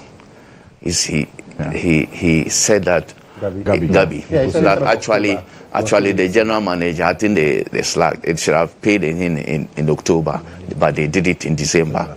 So December, I said that if they had paid, why close it down? If it is anything, it's at maybe a penalty or something. But I don't know. I've not checked because I've not had time to check the regulation. But I have suggested that if anybody breaches the regulation, there should be penalties for breaching the law. Right. And that is it. So, look, politicians will accept that if one government today, now NDC is government, if they are enforcing the rules, I think MPP, they should take a cue and look, it is not about politics, it is about the law that is being implemented. And therefore, if we all agree that the law will be implemented so that we will not have a lawless state, we should encourage government that is actually implementing the rules, so that we will all be law abiding, and therefore will not be in a state of anarchy. Everybody does what they like. Okay. So politicians should learn from what is going on, and then next time nobody will sit down and say. Okay. So Awudu, 8 minutes. So let me go to Ibrahim. Yes. Well, because we need to save time and speak about what will be happening at 11 o'clock today. Definitely. No. I'll be brief about this. So, honestly, yesterday, it was like a deja vu, right? Mm-hmm.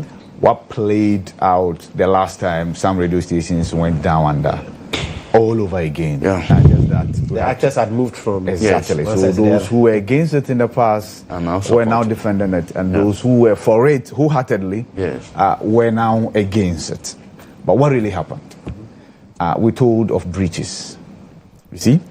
They are laws, and laws are meant to be implemented. By the way, before you, what car is this man using now? fueled by the state. George.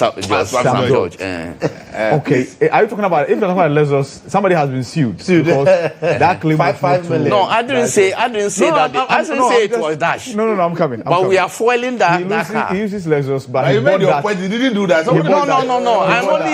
We are fueling that car. Now you're chipping at IB's time. So I've not started yet. All right, so let me move on. So here's the thing. Oh God, politicians. I was, when you speak, they I say was you are personally touched when some stations went down under. In fact, as we speak, some of them have never been able to resurrect. Oh. Muntie FM is not on air. Right? And it's gone forever. Radio Gold can never go back to its glory days if things are not changed. And I'm even talking about by way of making money or anything. I'm talking about how Radio Gold was received before it went down under. We had colleagues there. Hey, in fact, Radio Gold, we had colleagues there. Because I live in that constituency, I have some attachment. We were very close to. They went out of employment. But you see, I'm not naive to say that there's no law called Electronic Communications Act 2008. I know there's one. I'm not naive to say that there's no LI that talks about this regulation. It does. I'm equally not naive to know that former presidents looked the other way for a reason. Kufuor looked the other way for a reason. Even Rawlings looked the other way at the latter part of his presidency for a reason. Mills looked the other way for a reason. Mahama looked the other way for a reason. Akufo-Addo decided not to for a reason. It's his personal reason. He said the law is the law and it must be implemented. You mentioned Rawlings, you are bringing problems. No. I'm saying the latter part of Rawlings. But latter part of Rawlings, when he was under democracy, media houses thrived. Right? Media houses thrived. The beginning of Rawlings' democracy. No, I said latter part. Oh, latter part. Why do you say latter part? I said latter part. I will say beginning. No problem. No problem. When you finish. No problem. So the point I'm making is that the Akufo-Addo ought to have done that. Look the other way. Because no matter how bad the media houses, even if you have 3 listeners, that is their source of information and their source of knowledge. Allow them to cater for those needs. Now, we are back here. The law is the law. And the NCA says 62 of them have virtually flouted these same regulations. Yes. And then it announces that it has directed them. Mind you, the stations were not offering. In fact, we heard of the names that had been put out there. Some of us, out of curiosity, tuned in, and those stations were on air. No, they were on air. They were on air. Yeah. Oh, Assassin never went off air, for the records. Assassin never went off, because if you read the communications from the NCA, it indicated that it was now going to start the enforcement process. So, no station out of the 62, mind you, 62, not all of them are on air. Some of them were just licenses that had been acquired, mostly by the politicians, right? That they were going to operate or operationalize, but they've not been able to. And there's a time limit as to how long you can hold a license that will be dormant. And so if you are unable to, sometimes the NCA can then withdraw the license, right? Others are able to sell those frequencies to others who can then operationalize them. So those ones are never on air. So they will never be taken off air in the first place. But those that are actively on air, no station was taken off air.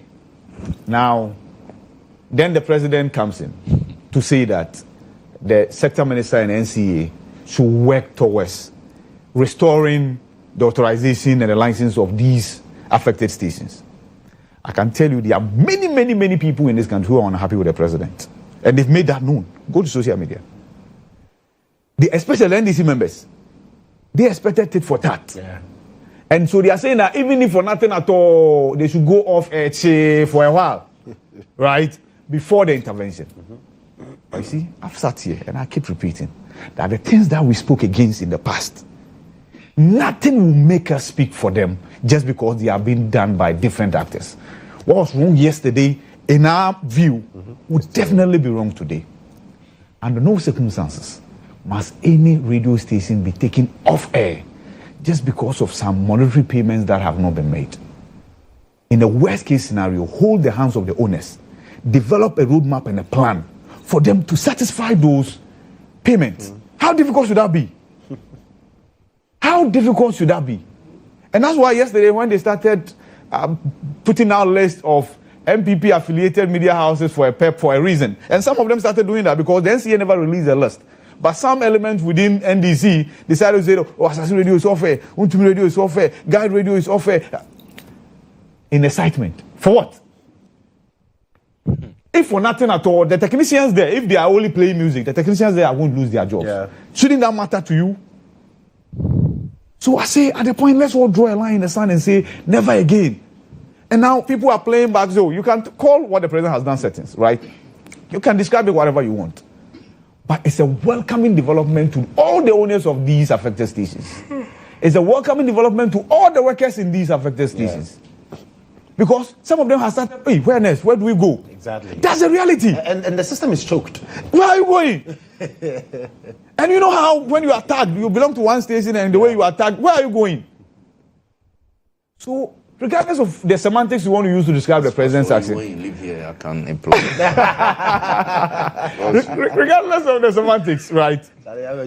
This is, oh yes. Oh, but as a job, we will get. Yes. We will get many places. Yes, value.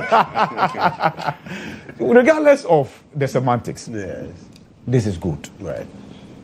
The owners, please, the 30 days grace period, take advantage, rectify the anomalies and the breaches, and ensure that the stations that are on air remain on air. I can also not blame the people who are playing back what Akufo-Addo said. He said he was not the one who shut down the stations. Yeah, but you can't blame President Mahama for this. No, I'm coming. So, he will have blamed him today. If he had not taken the action he has taken, I will have blamed him. Why? Well, the back will stop for him. Why? Once he acted, everything is quiet. I'm enforcing the law. Oh, my brother. See, That's if you think that it's every law that must be enforced, it's not every law that's enforceable. Like I said, it's not every law that's enforceable. Right. Okay. Yeah. Elvis, let me bring you to a conversation now. And IBD Dandas, okay, he did 6 minutes. Let them do it to us. Because the media themselves, we don't talk about our issues.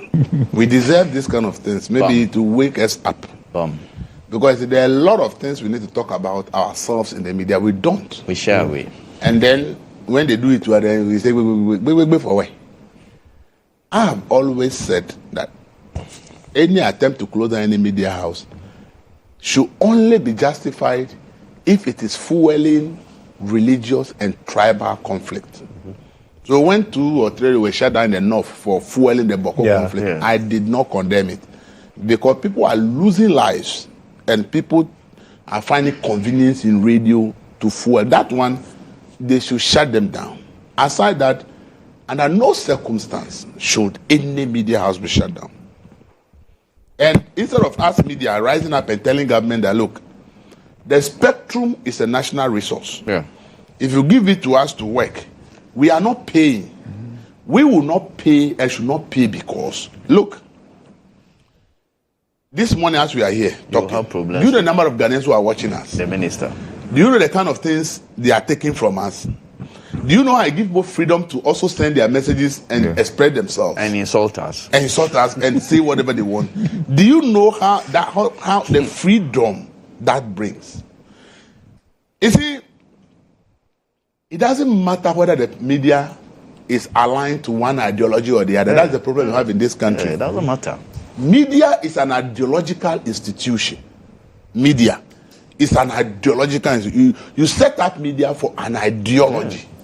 So if a media is pursuing an ideology, there's nothing wrong with it. But here, we think we have a problem. Lack of information and understanding. Look, it doesn't matter whether it's support NDC or MPP. We call it that way. I don't call it that way. I call it whether the left or the right. That's the ideology. It's not party colors or party names. It's whether you pursue the ideology of the right or the left. That is what it is. Look, I am right. The truth of the matter is that the services that the media is providing for this country free of charge, the media should never pay anything for any authorization. The media should not pay any taxes in this country. Hey. Yes. Look, Elvis. This station, anybody can target what they want. But from morning to evening, Elvis has given me a headline. The station will take its own resources, go out there, look information, to help the public understand what is going on in the country. Issues have come up. What are the issues? You are discussing it. You send people to go and tell people's problems. The school building is bad, road is bad, and all this is. It's not a government that's giving you the money. All government policies that are being rolled out, you are the one who is explaining to the people. It's not government that is paying you for it. Everything about this country, people get to know. It is through the media. Okay? And you do all these things for free. And we are in a country where the economy is not supporting growth of business. So business tell you that though you are supposed to make money from advertisement, we don't have money to advertise. So basically you are finding money from another source to provide information to the public at your own cost. And once you do this, the state still like pay tax to the state. Can the state quantify the work you are doing and pay you for it? Because it should be the duty of the information ministry and the ISD to do what the media is doing. We can decide to wake up today and say we are not talking about anything about it. We want to play music all day. But we are not doing that. We are making sure that we are growing a country. And then we go, owners go and look for their own money from wherever they get it to do all this. And then you come and shut it down and say authorization. Authorization for a resource that is for all of us.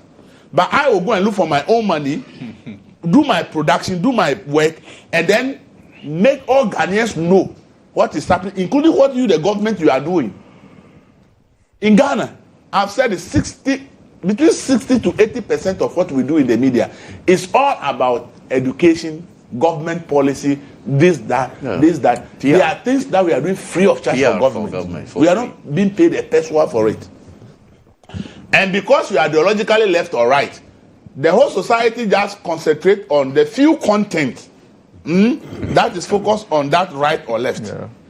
They enjoy the best music from your place. They are not. They don't. If there's nothing wrong with it, ideology there. They enjoy the best sports from your place. They don't have a problem. They enjoy the best cultural events that you cover. There's no problem. They enjoy it when you go and tell the stories of society. Oh, that one day you are doing well. But when you discuss one issue or two about ideological issues, they don't want hey, they are supporting this. So for that reason, they deserve to be. See, when we are sitting as a media and we are not making this argument to the public and government and say, look, if you consider the work we are doing to help this country to where it is, we don't need to be paying any taxes. In fact, government should have a fund that should rather be supporting us in what we are doing. When COVID broke, who were the key people who were making the information to everybody in this country? Who? Is the media.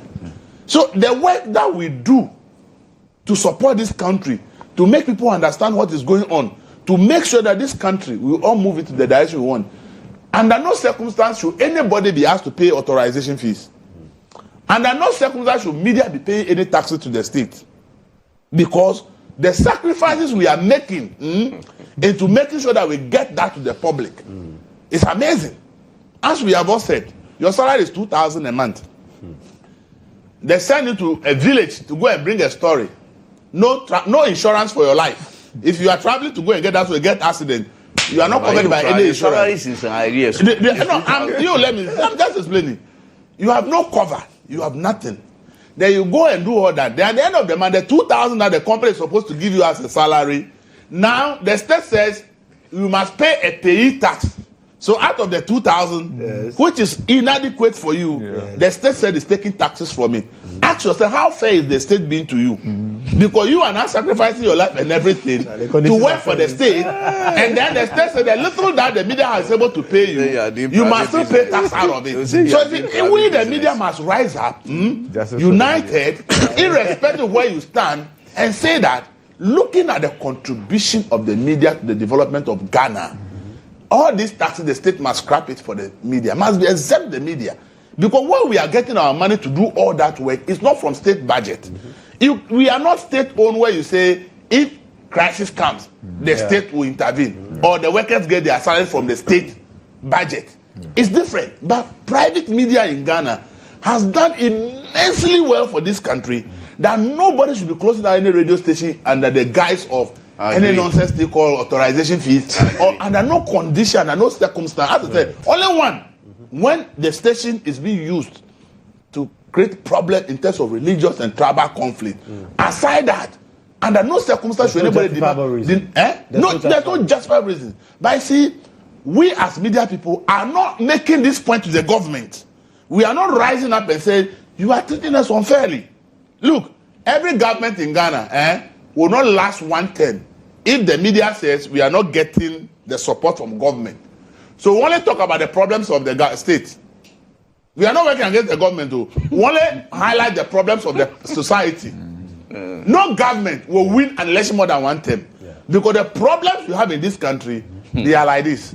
But it takes the media to explain to the public that, as we're even doing this morning about the nurses, that yes, there are issues, but if government can meet them halfway, if government can tell them things that will suit their ears, they may be willing to what?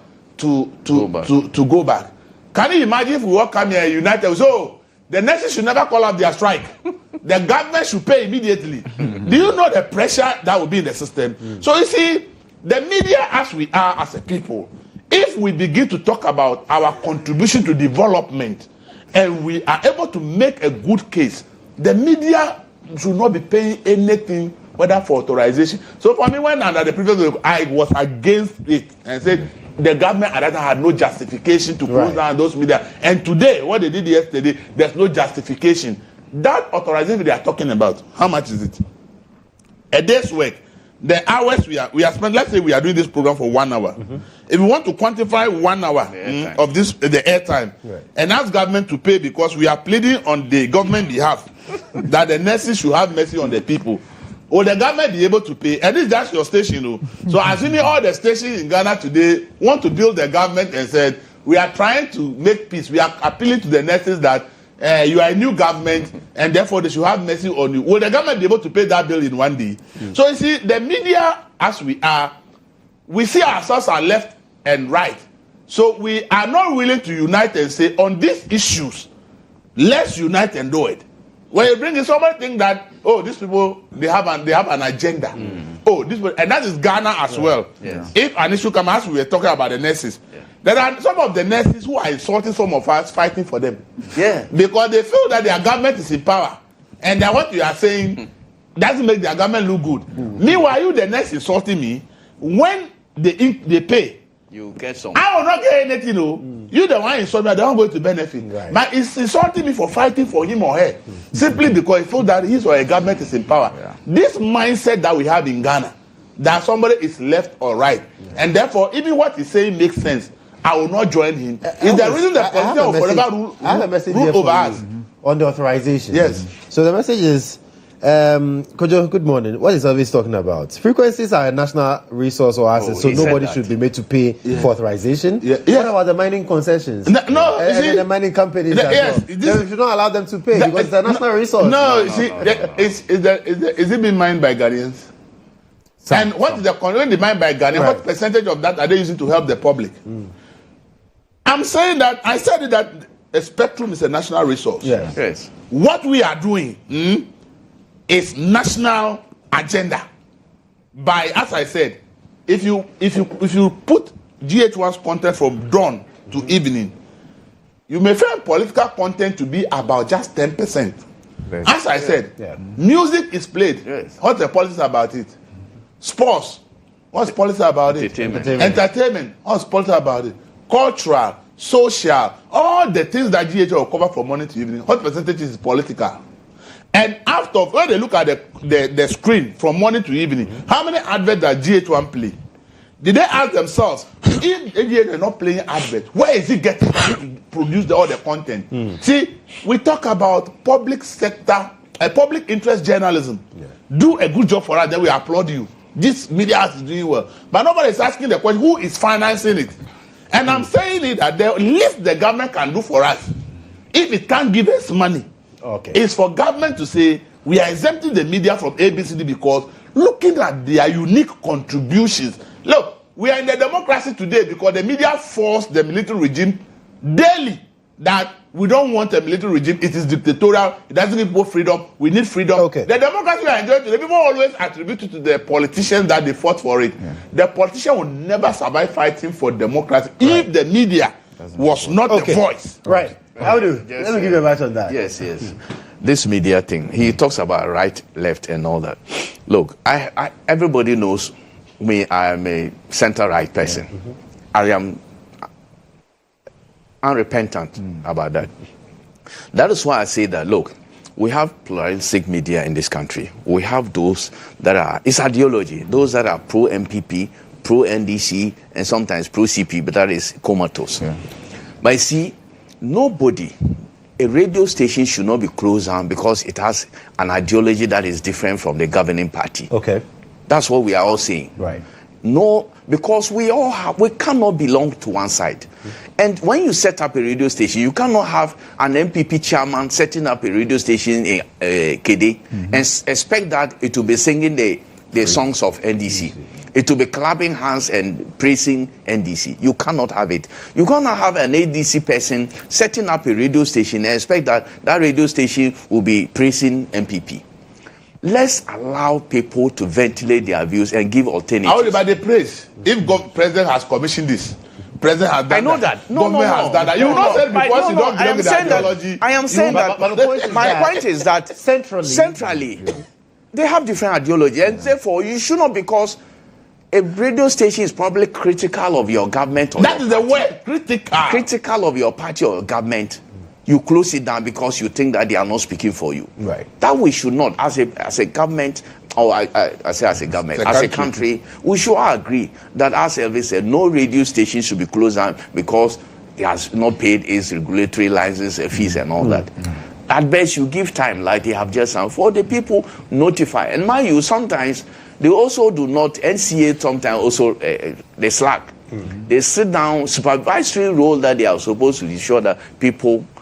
It's not all the time. Sometimes they even write to our radio station, they don't act. Yeah, but what I remember that letter came up. Yeah. Yes. That GHOne wrote. Yes, several times. Yeah. Exactly. And if we want to do it, happens Akufo-Addo's time when in the radio. For years, more than 4 years, some radio stations were notified, they didn't also act. But what I'm saying is that we all agree. Don't close down a radio station because they have not paid some regulatory fees. Right. Don't do it. I'm saying scrap every regulatory fee. scrap it. The law must be changed. We must scrap every regulatory fee by law. That's my point. Scrap all regulatory fees. So don't close our radio station because of these things. Because unless, as again Elvis said, they are fomenting trouble, religious, ethnic, that will throw this into chaos. But criticizing government and all that, let's give people a person to talk. Look, if you are all to praise this government, you think they will perform? If all of us come here to sit, President Mahama is doing well, President Mahama, you think you know? Will not be nice. You think you know where he's going wrong? He will not. So let's allow radio stations that are anti-government or anti-party to speak their mind and criticize. Right. That's how we have a diversity. We should allow that. All right. So I would disagree with Elvis that we should not pay even a penny authorization fee for authorization or license, because this is a resource belonging to the state. Elvis explained this. But I'm also explaining the state, as much as possible, reserves the right to earn from it in our own interest. It's also a way of sieving. War go for some. Oh gosh! Like can we even exist? If, like, you can just walk and acquire license and just open a radio station without a financial license. As you said, those are to close down. The list we have. Yeah. More than half of it is just license. They can't procure. They don't have the resources. I get that. I get that. But the point I'm making is that, right? But why would you also it must come with some level of frequencies. If we are now crying for ourselves as members of the Inc. fraternity, right, or members of the media fraternity, that salaries are not good, right, the conditions are terrible. Even now that there is some threshold that must be met by investors to acquire and operate a spectrum. The workers are crying. Imagine that we had waived that and anybody at all could just go for it. The cries will have been much louder than we are crying now. The point I'm making is that it's an investment. Right. The fact that the advertisement budget is low now, it doesn't mean that we should see this as an investment. Okay. The state we can encourage to not probably extort money by way of authorization and what have you, bring it down to some appreciable limit. That's why come when you are going for a mining concession, I'm not sure the amount of money you have to pay will be the same as acquiring a radio frequency. Yeah, because it's gold. That point must be made. Aside that, I've heard many people talk about the fact that the president doesn't even have the right to do what he did. And Awudu alluded to that, right? That why was this not done in secret? No, this cannot. No, I didn't say in secret. Oh, no, I seen. So why right was it not given before the closure? Right to them, right? The 30-day. No, you could do it. Right to them. I'm saying that how it played out is how we want it. So everybody gets to know how things are panned out. Okay. Now you have 30 days to correct those breaches. And we'll start marking them. If you are unable to, and an action is taken, we will not sit here and blame anybody. Now we are saying the action should not be taken. Oh no, I get that. The point I'm making is that, you see, hand holding. I said that. I said that. Hold their hands. If there's a need for you to develop a payment plan with them, do that. Right? Do that. But don't look back, because what happened was terrible. What happened in Akufo-Addo was terrible. So is it paid back? But that's the point. I'm saying that don't. But don't also blame the people who want payback, because it started from somewhere. You get the point I'm making? Yeah. We will sit here and we have every right to speak against closure of radio stations, because we spoke against it in the past. But you could not have supported it and turn around today and tell us that why are they closing that radio station? Why Radio Gold? Was it a taxi? I have some Radio attachment. Gold was not a taxi. Radio station is a leftist station. I am rightist. But I have some sentimental attachment to that station, because I lived in that constituency all my life. And we have friends there. And when the station was closed down, Masa, it wasn't easy. Yeah, we felt it. And one of our colleagues, yes, actually, Henry, he suffered stroke. Yeah, Martinson. But yes. Oh, I don't want to mention his name. No, it's okay. No, it's okay. When I talk about Radio Police, the one I remember. We speak. He's my guy. We speak. In fact, for some time now, for some time now, we have not spoken. At that time that happened, the radio station had actually been closed down. So he was not actually anything. In fact, we have not spoken for some days now. He's now able to at least move around, but of course, and he needs help. That point must be made. He needs help. Today, he needs help. Even when it's in that condition, it's when he doesn't even have a job. Yes. Yeah. So like I said, it's terrible. Let it not happen again. Yes. And I'm talking about not let it not happen again in the form that it happened in the past. Because today, in fact, as we speak, no station has been closed down, and that's the reality. And you see, don't deny people their flowers. The president has done something that's good. Let's just give him his flowers. Simple. The flower. What I'm saying, I praise him. Yeah. But I'm saying that it should have been done earlier. It should have been done before the announcement. Okay. Just tell them you have violated the rules. But because president is giving you 30. And those who are saying this has slighted authorization. this has slighted the sector minister. No, the sector minister is playing by the books. And people must know that there's a law that exists. Yes. Okay, there's an attempt by an institution to implement that law. Yes. Legally. Yes. And then the president says, okay, how about you put a human face to this?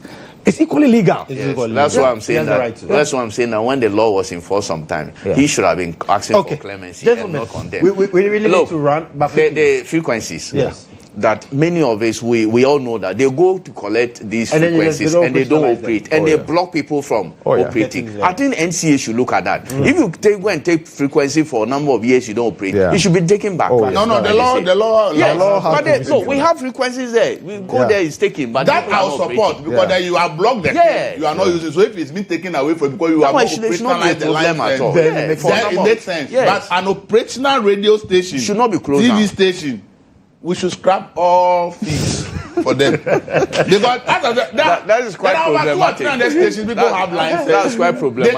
They can't invest to operationalize it. You go for community. That is it. So the fact that there's a license doesn't mean that one's cheaper. Look, scrap all a lot of these radio stations are actually for spectrum for radio and television in Ghana must be scrapped. Elvis, let people pay something. Of the media. The media, they are businesses. We understand that, but these are businesses. Is that the authorization fee should be there, yes. And then maybe the prices can be looked at. but if that is going to pay, somebody's salary has been arrears. Wouldn't he pay the workers' salary? No, but that's investment. When you are operational. No. So why should the money go to government when the worker will be bringing the content? It's not been paid. When electricity bill has not been paid, water bill has not, rent has not been paid, you should pay it to the state and still work for the. This thing that you should not pay. We are disagreeing with him. Scrap all authorization fees. That's what we Nobody on TV should ever be No, there will be chaos. There will be chaos. Foreigners are playing in the same sector. No, we can make it. If it's a foreigner, they are making money. No. There are locals who are making a lot of money. Say it's not every media house. It's not every media house. This is the problem. We say some locals are making money. Yeah.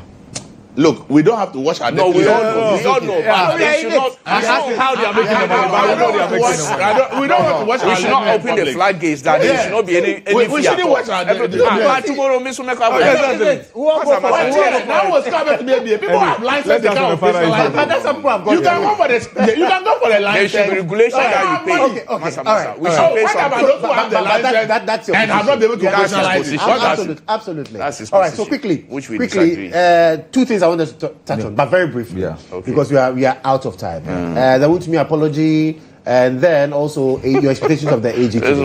He is bad for speaking on Wontumi apology. There is no apology. No, Dr. Frey had come back.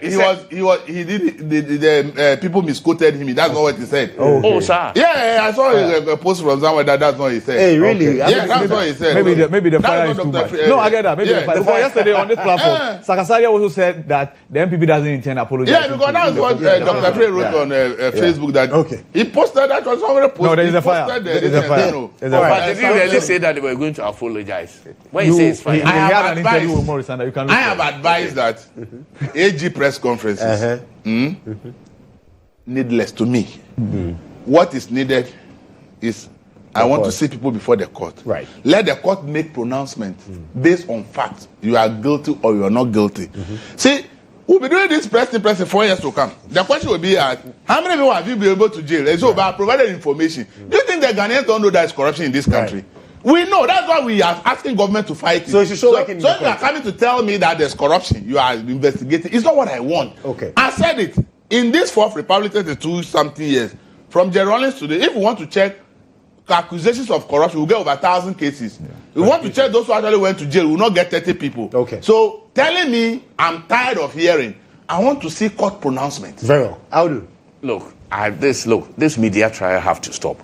What is he going to say? That oral again? Major which one? Major update. If you have that update, take it to court. Let's see people being charged and prosecuted. Your evidence should be taken to court. Your evidence should not be presented to media. Okay. What am I going to do with that? If you tell me that ABCD has been done, committed, somebody have committed crime, and you don't take them to court, how is it going to benefit me?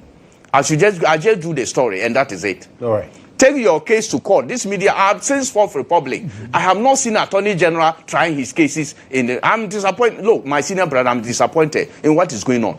If you have a case against any person you suspect has fleeced this country or has caused financial loss to this state, that's why we have law courts. Take them there. Recover the money. Recover the money for us. What is this update? What is this? What is this press conference? What is this media? I am a media person. Ordinarily, I am a media person. Bring the money. But that's what the man said. Recover the money. Let the court pronounce recovery. And accountability is determined in court and not. Well, so this should be on a need-to-know basis. I have no problem with that. What the AG is doing, it's his way of doing things. But here's the thing: I'm told people are returning assets, right? I need to know if indeed, because of what's happening, some people who have in their custody assets that belong to the state, they are returning them. Well, I need to know. Where are the lists? Where are they located? Wait and listen to him. Wait and listen to him. You get a point. No, name one asset that returned. He said they will name them today. IP is giving us a clue that they will be named today. Singing. I need to know. So today singing. If the person is singing, tell us I'm happy, but not to come and tell me that some people are giving information. What do I know? What do I do? IB has his time. Elvis, singing in where? They should be singing in court. So here's the thing. In fact, the first update, people actually lost sight of that fact that the president, just last week, when the anti-corruption people met him at the presidency, he had mentioned that people had acquired properties, right? And they have uncovered evidence to that effect. And some of them have started making approaches, right? And they are returning them. I need to know. So if that's what AG Dr. Dominic Aine is coming to do, we want to know. The National Signals Bureau, former boss, yes, we were updated. Is he not in court? Has that affected how the case is traveling? No. The state is now calling. The man was found guilty before he went to court. No, he's not guilty. In my books, he's not guilty. It's still not. AG said he was guilty. No, I'm saying he's still not guilty. But I make a point. The point we are making is that, see, every AG has a style. You are allowed to disagree with the style. Kofedame didn't engage the media. It's Even not in when he needed to. Oh, I'm coming. Even when he needed to. The longest serving attorney general. He didn't. Right. Now, this government came into power on the back of a certain promise of oral.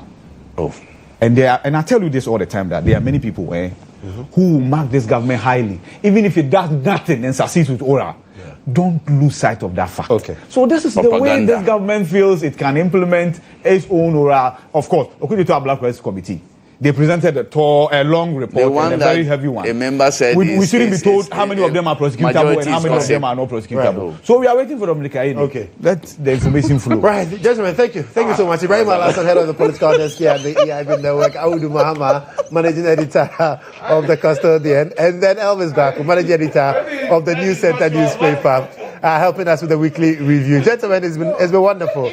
We'll come back next week and talk more about this. We'll be right back after this break. Stay with us.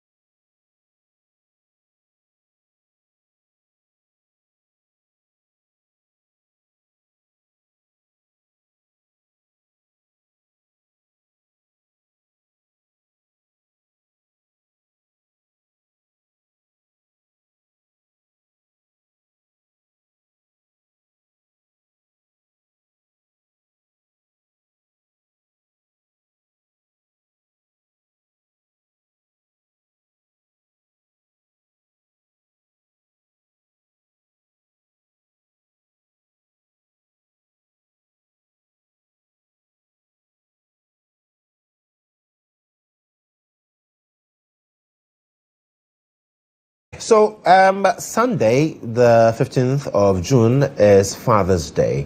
And so we're talking about men's health on the show this morning with specific focus on prostate.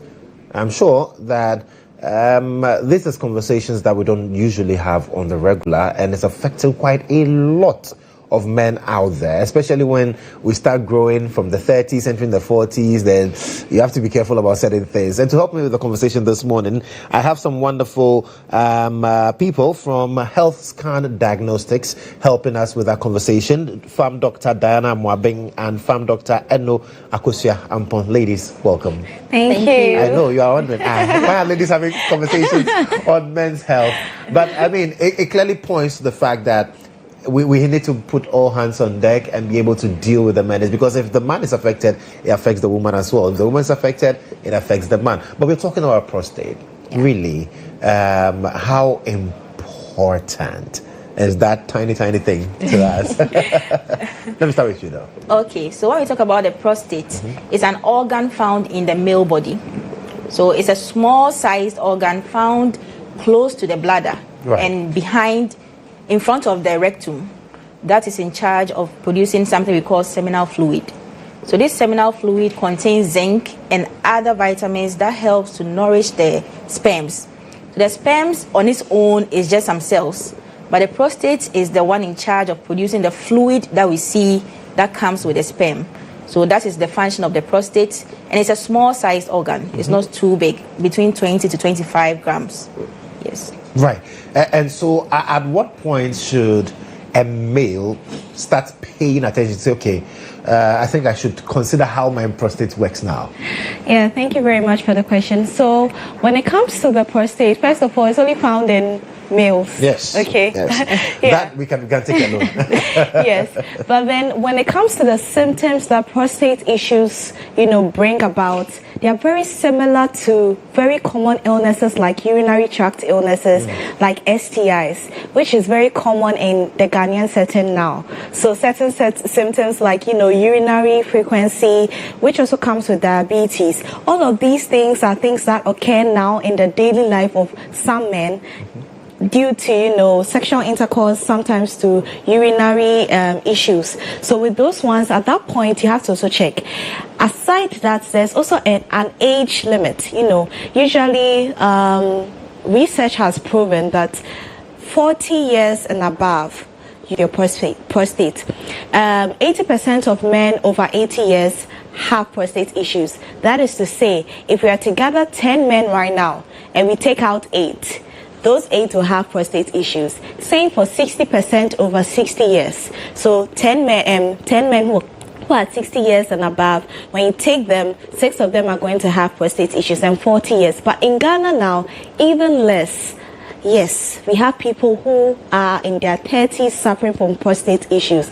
Why is that the case? It's because of certain, causes, which we'll talk about actually. Certain causes that is now alarming in Ghana that is causing that, especially in the black environment. So, I mean, like, in Africa, but then I'm focusing on Ghana because we're in Ghana. Yes. So these causes can, throw the alert that, no, you have to check your prostate. You have to check your prostate, not just the age, which is the 40 and above, no.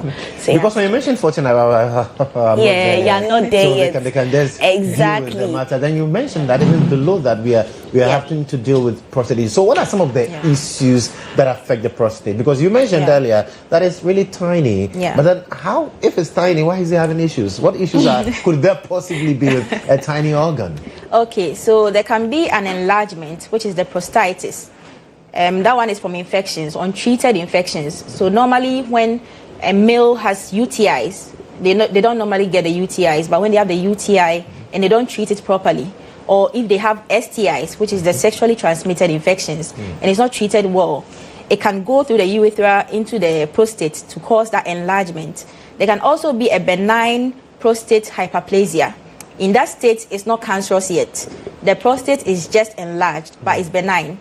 Benign meaning that it's not dangerous, it's not cancerous. And then there's also prostate cancer. So these are the 3 main things that affect the prostate. When it comes to prostate issues, these are the 3 main issues that affect the prostate. And talking about the prostate, clearly it's not something that I can see with my eye, looking at my body. So how do I know that there's a challenge with my prostate? Okay. For which reason I should seek medical attention? Medical attention. So that brings me mainly to the symptoms that comes with prostate issues. So I mean, both or the three she mentioned, which is the benign prostate hyperplasia, prostate cancer, prostatitis, they come with lower urinary tract symptoms, and then I'll group them into two. Okay. So there's one that has to do with obstructive or voiding symptoms. So with that one, we have something called urinary hesitancy. So with that one, the man tries to urinate. 10 minutes still, there's no urination. Still standing there trying to make it come. There's also another one that when they are urinating, it starts breaking. So we call that urinary intermittency. And then we also have one that there's splitting. You are directing the penis into the bowl, but then you can see that the urine is splitting north and west and everywhere. But I thought that is an indication that you have twins. But that's a myth. Well, that's a myth, actually. Right. Yes. And aside that too, you may have finished voiding, finished urinating, but then you still feel the urge to urinate. So it's like there's still some urine there you feel, but you know that you've exhausted everything. So that's also one symptom. Why are you laughing?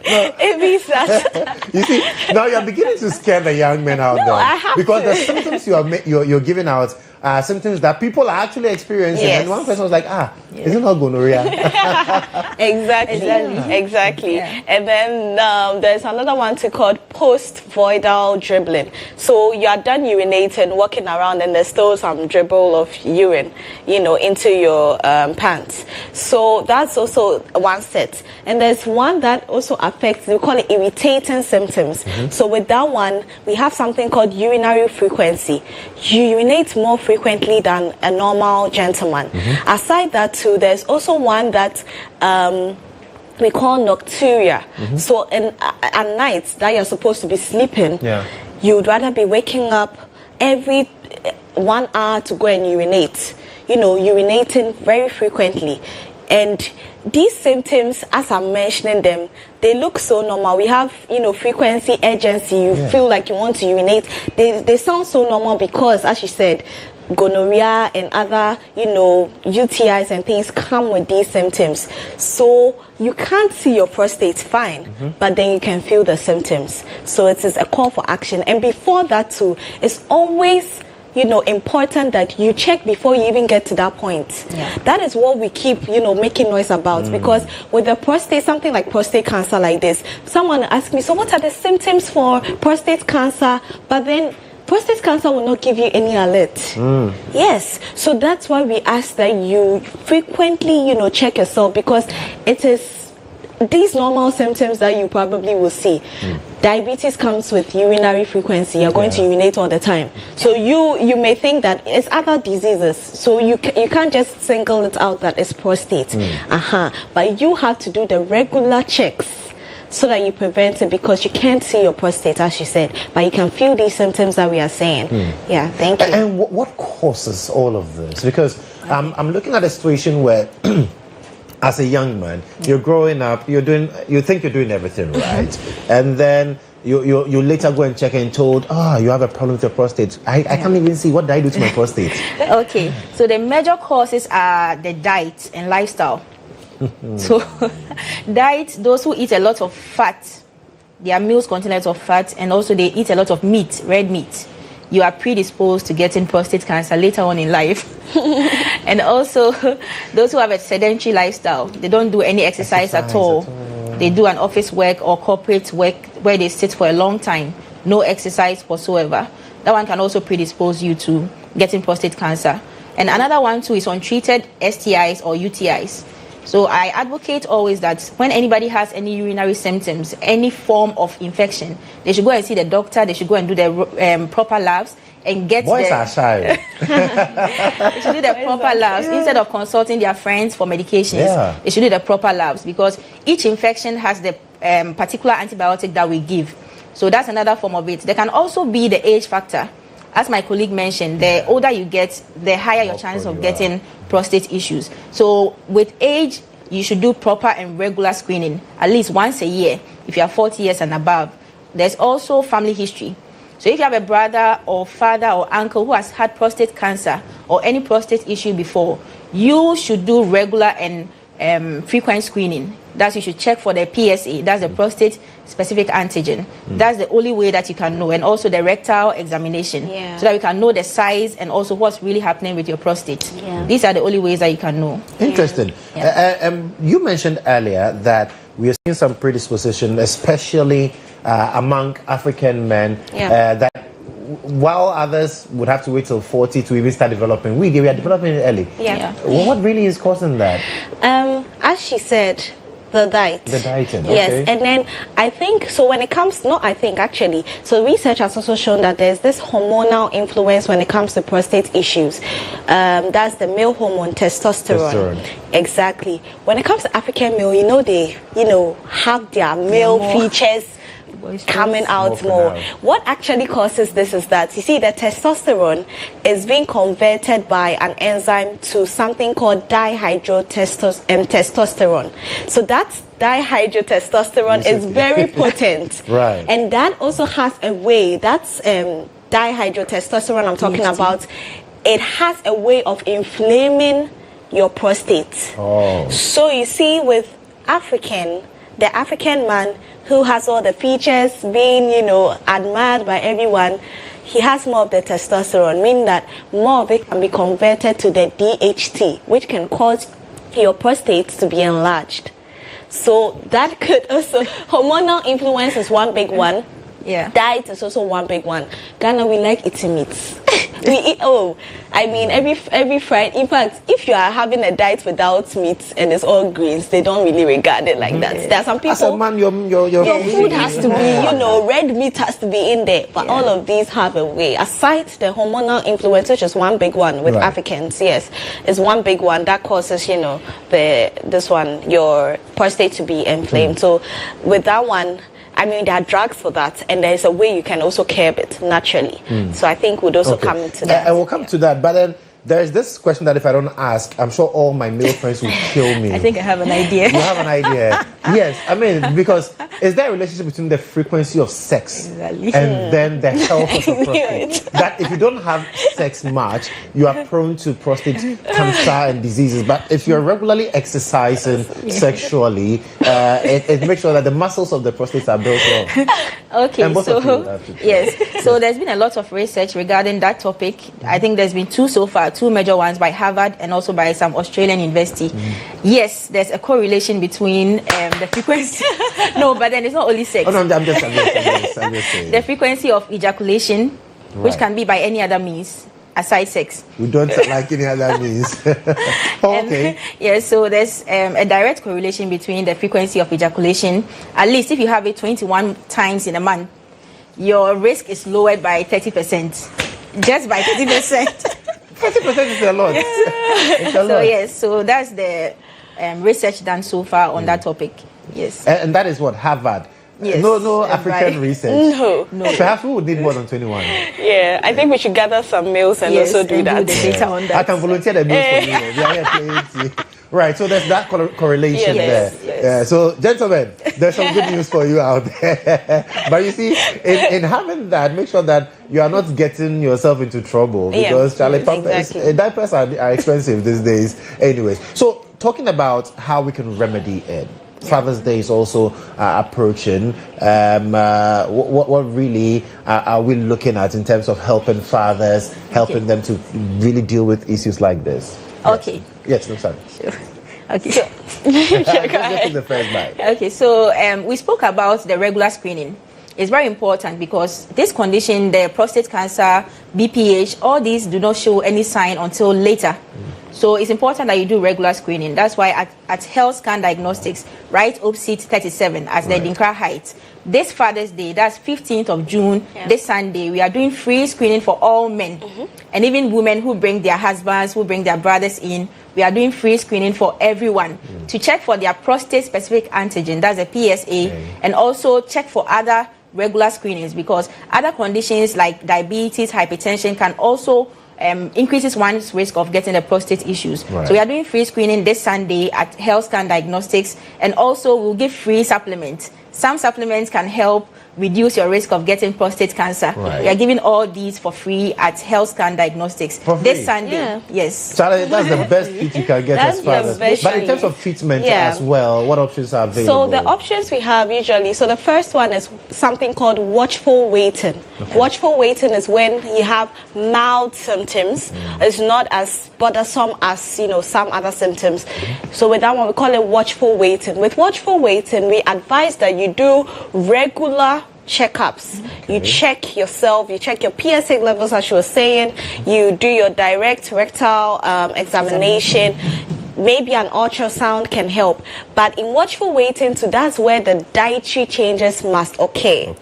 In that situation, we don't want you, feasting more on red meat and all of that. We look more on diets that contains high antioxidants. So lycopene in tomatoes. It can mop up certain infectious agents that can be causing problems with your prostate. So that's why, with the free supplements she's talking about, at HealthScan Diagnostics on Sunday, what we are going to do is we are also going to give, these supplements that also contain cranberry. Cranberry is perfect for urinary tract health. So with that one, it is like watchful waiting, but you're trying to get yourself back to the healthy way. So intermittently is before you even think of the pharmacotherapy. Pharmacotherapy, there's a whole lot. There's alpha blockers, there's PDE5. If I don't want to even get into it, because one thing about those things is that they have severe side effects. Exactly. So let's take care of our health now. That's the whole thing. Prevent it. Don't get to the point where you even have to do a surgery. The surgery, it's 50-50. But when it comes to, and also the treatments, erectile dysfunction, you can't even perform and make your girlfriend enjoy it. It's all bad. Please, it's all bad. So don't wait to get there. So we'll cut back on the red meat. Yes. And then take your supplements as well. And on Sunday, we are all going to HealthScan Diagnostics and get screened, know where we stand, and then we know what to do. But ladies, thank you so much. It's been exciting. The Farm Dr. Diana Hamuabeng and also Farm Dr. Eno Akosua Ampong from HealthScan Diagnostics. And the time on Sunday? 11 a.m. 11 a.m. Okay. So after church, quickly, take your pasta to our lunch. The support must get scanned. And you're around 37? Yes, opposite 37. There's this Edinburgh Heights is like a tall building, yellow and white. Yes, so right there we are doing everything. And aside that, maybe people may think it's just men, women are also going to be there. There'll be a gynecologist on board. We are trying to take care of everything, mental health. In fact, we're going to sort out everything. So on Sunday, as part of celebration for Father's Day, we are all going to HealthScan Diagnostics and getting all screened for prostate health and others. But let's check out birthdays for today. Today, some celebrants, people celebrating their birthday.